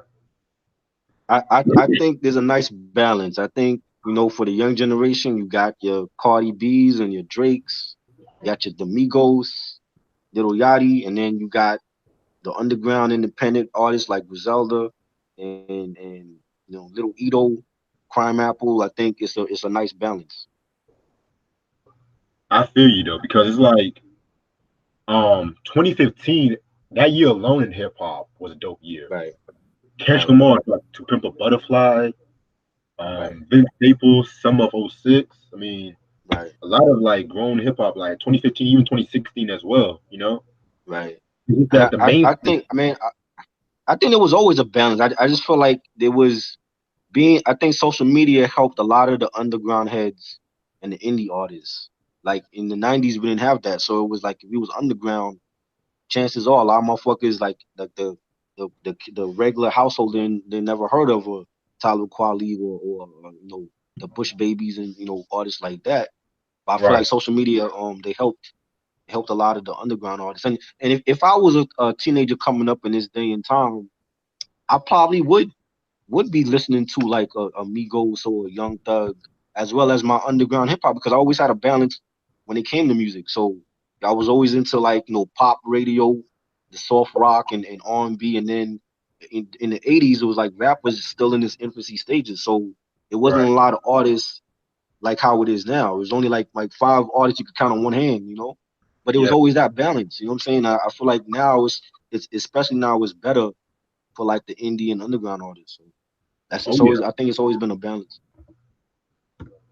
It's just that with certain artists, also, it's like with certain Right. artists, also real shit. They try to do too much. Like even there's some trashy ass underground hip hop as well too, Mm, as well as there's some trashy ass mainstream hip hop, which we all know. right. Right. So it's like it depends on like the promotion, who's on your team and whatnot. Right. So Yeah, I shit. don't I don't think that hip hop been here. since the late '70s, early. I don't think it's not going anywhere. It's a multi-billion-dollar thing now. So Right. you know, if anything, it could get better. But I don't see them leaving anytime soon. I agree. And besides Loki though, R&B music these Yeah, days, that's what we should be yeah. worried about. R&B is the problem. The state of R&B in this day and age is the problem. Exactly. You Like know, I'll be damned if Justin Timberlake is more of an R&B than anybody else and shit. Cause it's like, I there's room for everybody. yeah, I know, but it's just like with certain R&B fans, it's like they always want to make the white people more Right, R&B, and then they right. put I agree. people like Chris Brown or Mm, Beyonce more with pop and shit. right, And I've never understood that because I have nothing against Sam Smith. I have nothing right, against Joss Stone. I have a lot against Justin Timberlake. Even right, though I did recently hear the 2020 experience, that was pretty cool and shit. But right. it's just that R&B is sounding the same. I miss when R&B was just more authentic. Hell, even some neo That soul these days is kind of boring. that's why we need artists like Maxwell and Donald Jones and Case to constantly be out here. Don't put out an album every 7 years because then people gonna forget all about you. You Maxwell's know, it's like when the R&B artists when the artists that was here they're either dead or they're not coming out like they used to. It's like you're gonna have the British invasion of Adele come out and oh Sam Smith god, and Ed Sheeran. You know, I hate Adele. Ugh. they're the ones that's taking over the genre because we're all our artists. Our artists take 7 years off, and then when they come back, they think it's gonna be the same. Maxwell can't take 7 years off every project and think when he come back he's gonna get the same type of love. It's gonna be a different climate of music when by the time he come out again. Yeah, Maxwell's latest album sucked. Did it come out already? Part three. I meant the one he dropped like 2016. Yeah, Oh, volume two of the Black Summer's Night. sucked. I thought it was dope, but it's just that the it if you take that long break, it's like when you come back, it's a different climate of music, and you're gonna have different fans, and it's not gonna be the same fans that grew up with you when he came out with the Sweet the album. You know what I'm saying? Yes, So it was like back then we didn't have no, Sam Smith or Adele. You know what I'm saying? You had to compete with Donald Jones and John B. and it's not like that anymore. And I feel like it's a detriment to our people that they have to come out more often. If you're gonna sit and complain about Adele and Sam Smith running R&B, then you got to be able to come out with just as great music as them. exactly. Like put You your money know? where your mouth is, basically. Yeah, I don't have a problem with none of them because back in the '80s we had Rick Astley doing R&B. You had Phil Collins had a soulful voice. You know what I'm Right. saying, and he was doing rock and pop radio stuff, and you know what I mean. So it's like I feel like there's room for everybody. John B is a great artist, and he was white and he was doing R&B, and he sounded like he was black. You know what I'm saying, and he slept on it, and there's room for everybody. But I feel like if you're gonna complain, then bring out that dope music that everybody else is that Adele and Ed Sheeran is bringing out. Exactly. Now that You Adele, know, you, now you, that you Adele, can't you can't you can't sit there and say, oh, Adele and Ed Sheeran and Sam Smith, they're stealing our music, but you don't have nothing to show for it. You got like an album come out and 15 songs and nobody know not one song off of the album. Johnny Gill, you know what I'm saying? oh shit, So I'm just calling a spade, man. Like, Johnny Gill, Keith Sweat, we know them off their past shit. What have you done for me lately? As Janet Jackson would say. You know, you know. right. Hell, D'Angelo wasn't in the game for fucking 14 years. He still came out with classics. Yeah, but it's not gonna be everybody in D'Angelo. Like D'Angelo, not in no hurry to come out with nothing. Like Frank Ocean, not in no hurry to come out with nothing. You know what I'm saying? But And he, like, if you Johnny Gill, if you Keith Sweat, yeah, you're legends. But if you dropping a brand new 15 track album and nobody know not one single lyric off the album, then you can't complain about Adele and Sam Smith because they the ones that's coming out with the shit. right. And they can really sing. It's not like they got lip syncers and shit. Like they're not no Milli Vanilli. Me. You know. Right. All right. That's but yeah, R&B is worse off than rap right now. I think R&B needs to be saved. Hey yo, guess who just came on the chat? Who's that? That nigga Resin 47. Resin, word. Yeah, talking You about not wanted here, Resin. What you doing here? hey, he's sorry for calling Mike Bone Crusher. Hey, you gotta handle that with Mike, man. Yeah, yeah, I am not Mike. You yo, gotta talk don't, to Mike yo, about that, bro. yo, I have nothing against you though, but just don't bring that shit to my channel. I don't. I'm You not. got you gotta talk to Mike about that, man. You know what I'm saying? Yeah, yeah. I don't know what's going on, but you just don't put that shit on my channel, okay? Because I don't. The last thing I want is more drama in this channel and shit. I'm just trying to keep it authentically music, whatnot. But yeah, I'm gonna stay on here for about 10 more minutes. I gotta charge my webcam soon. So I got some news. Uh, Um, I'm planning on reviewing Prince's first album on his birthday this Friday and shit so I'm down for that. What's that? What's the first one out for you? for you. Yeah, I did hear that. That's a dope album.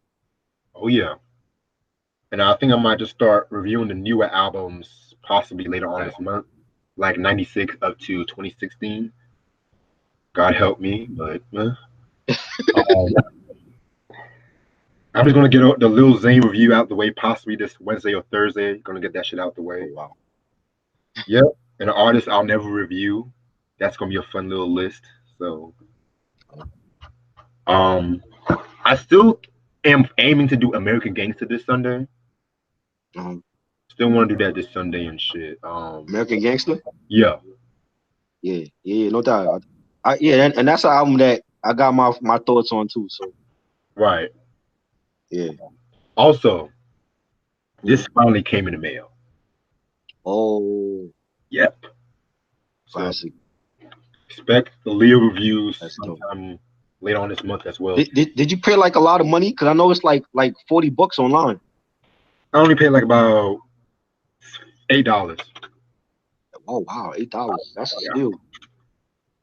Yeah, yeah. It's still a crime that all of her albums are out of print. Yeah, yeah. It But might, just the first two. The first one they is still available. of course, they Yeah. they leave the one with R. Kelly, but they put the her best known work out of. I, I I I don't Uh, understand. I don't understand that shit. Y'all talk shit about this motherfucker, but the album that he fully produced, you telling me, you know what? Yeah, it's a where you can still get, but the other two you can't. I heard rumors that he tried to mess with Leah's mom. Though, is that true? I don't know. I never heard that. But who knows at this point? All kind of shit is coming out now. So Yeah. we didn't have the internet in '94. So who knows? Like all this stuff is this now coming out. I'm like, what? You got a he was like fucking Leah and you got her pregnant and shit and Bobby Womack shit. crazy, crazy man. I we didn't know about that back then. So Mm-hmm. Um, Graffiti said, Reg, have you heard of Brent Fires? Yeah, my homegirl actually played me some of his music not too long ago, last week and shit. He's actually pretty dope. Oh, by the way, uh, I'm gonna see Rocket Man this fucking Friday too. oh, I gotta see that. Yeah, a lot of people said some good things about it. Yeah, Yeah, legend. Elton John, man. And I see like as soon as I knew it, everyone's coming out being Elton John fans now and shit. Yep, of course. You know the wave. You know. For real. With them doing movies about Freddie Mercury and Elton John, they should Mhm. probably do a movie about Luther Vandross too. I mean, Yeah. Who would play Luther though? shit, that's a good question. Who you get? Who looks like Luther that we could get? Shit, that's a good You question. know, That's a very good question. Maybe Johnny Gill. Johnny. I don't, I don't know. I don't know, man. But Oh because man. Luther, no shade to Luther, but he kept losing and gaining weight, so that's gonna be kind of hard too. Right. Yeah. Because I know Jennifer Hudson's gonna play Aretha Franklin. I don't know why. Right. I'm chilling with Jermaine. Shit. I could go either way for us. So Right. Um. So I didn't want to bring this question up, but Q said, "Who was better, Tupac or Elvis?" I said, "Pac." Tupac, Elvis. I wasn't around for Elvis, man. I wasn't even born, so I just heard stories about Elvis. Shit. I know. Mike had a fucking attitude when I had the Elvis album. Oh man. Man, yeah, but I'm gonna go with Tupac, man. Fucking Tupac. Yeah, DJ Tim said that's just the same thing as rappers. They bought up from the 90s or 80s. The same thing. The cuss was the same thing. How you make love is the same thing. Somebody sound like somebody. Exactly. Nah, I disagree. In the 80s and 90s, especially the 80s, there was no everybody sounding like their self. They had their own identities. Like even in the 90s too, it's just that once hip hop became corporate, the labels, they figured out a way to make money off of the art, and then it's like they came out with the copycats. Vanilla Ice was like the white version of Hammer. You know what I'm Exactly. saying? It's just that he wasn't as talented as Hammer. You know what I'm saying? And look at New Edition. They Maurice Starr left them to go start New Kids on the Block. Exactly. And so I think it's I think it's too many copycats now more than ever compared to the 80s to 80s rap. Oh yeah. But I'm just saying, like with the 80s and shit like that, Right, it's like, yeah, it was like they were the originators and shit like that. But even if niggas who were biting in the 80s, they got this like that and shit. right. Yeah, Like how remember that beef LL and MC Shan had and shit like that. right, right, Yeah, I think I don't know if it was Shan or LL. They thought they were biting one another and shit like that. So right. Yeah, when Das Effects came out, you had the beef with them and Lords of the Underground because Lords felt like Das was biting their style or whatever, the diggity style or whatever.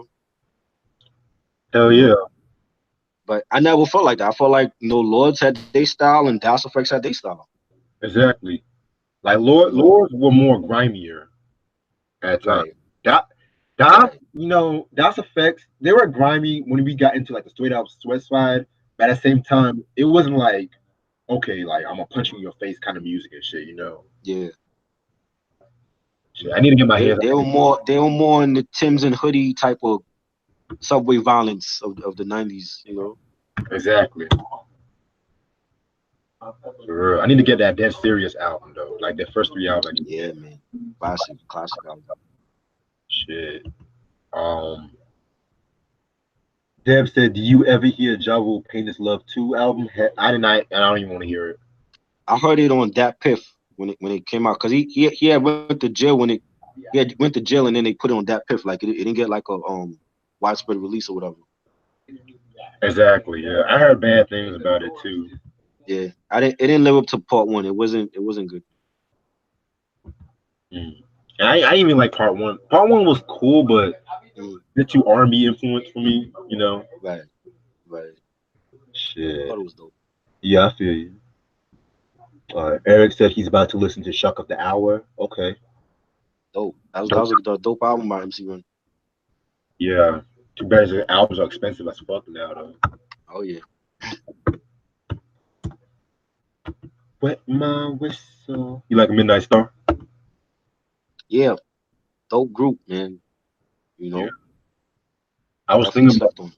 yeah, I was thinking about talking about the No Parking in the Parking Lot album or some shit Okay, one day. true, no doubt. Believe it or not, Q, Dr. Dre is actually producing a Marvin Gaye movie. He So is. yeah, He's doing a movie. yeah, he's doing a movie based on Marvin Gaye's life. Oh shit. Why they pick Dre for that? I guess they like what he did on Straight Outta Compton. I don't know. Oh shit. Low key though, let me show you. Let me show y'all something. Let me show y'all. Yeah. Something.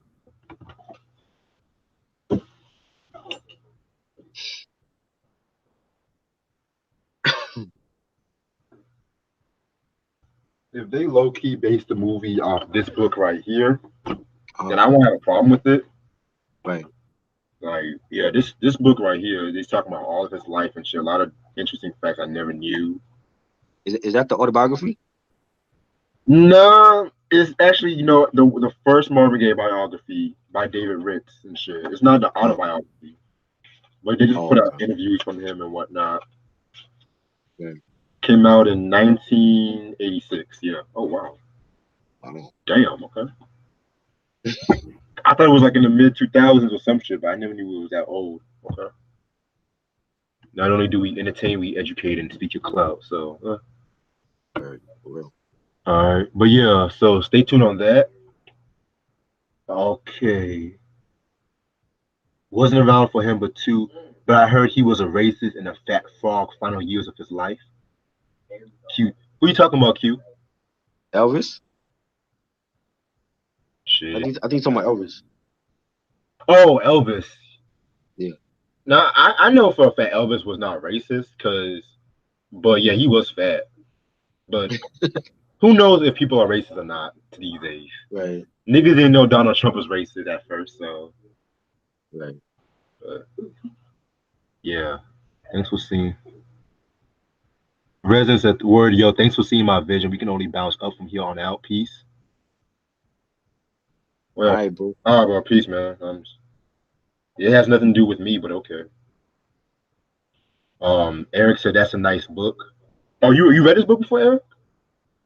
Yeah, man. Yeah, man. That's a very good book. I'm surprised. Yeah. Dev said I don't listen to Elvis, but he was friends with James Brown. Yeah, that's true. Yep. Yeah, James Brown shits all over Elvis though. Oh yeah. Mhm. Shit. But yeah, try. I'm actually about to head out just to let my webcam charge for a little bit. Shit. All right. I might do another review later on tonight. I'm not too sure, but I'll see what happens. Cool. But yeah, thank y'all so much for watching this Kingdom Come review and shit like that. Make sure y'all click the subscribe button. I'm literally almost close to 500 subscribers, so let's keep Yep. it up. Let's go for 1,000. I might have something planned for 1,000 subscribers. No doubt. Yeah, as usual, this your boy Reg, my boy Try. Peace.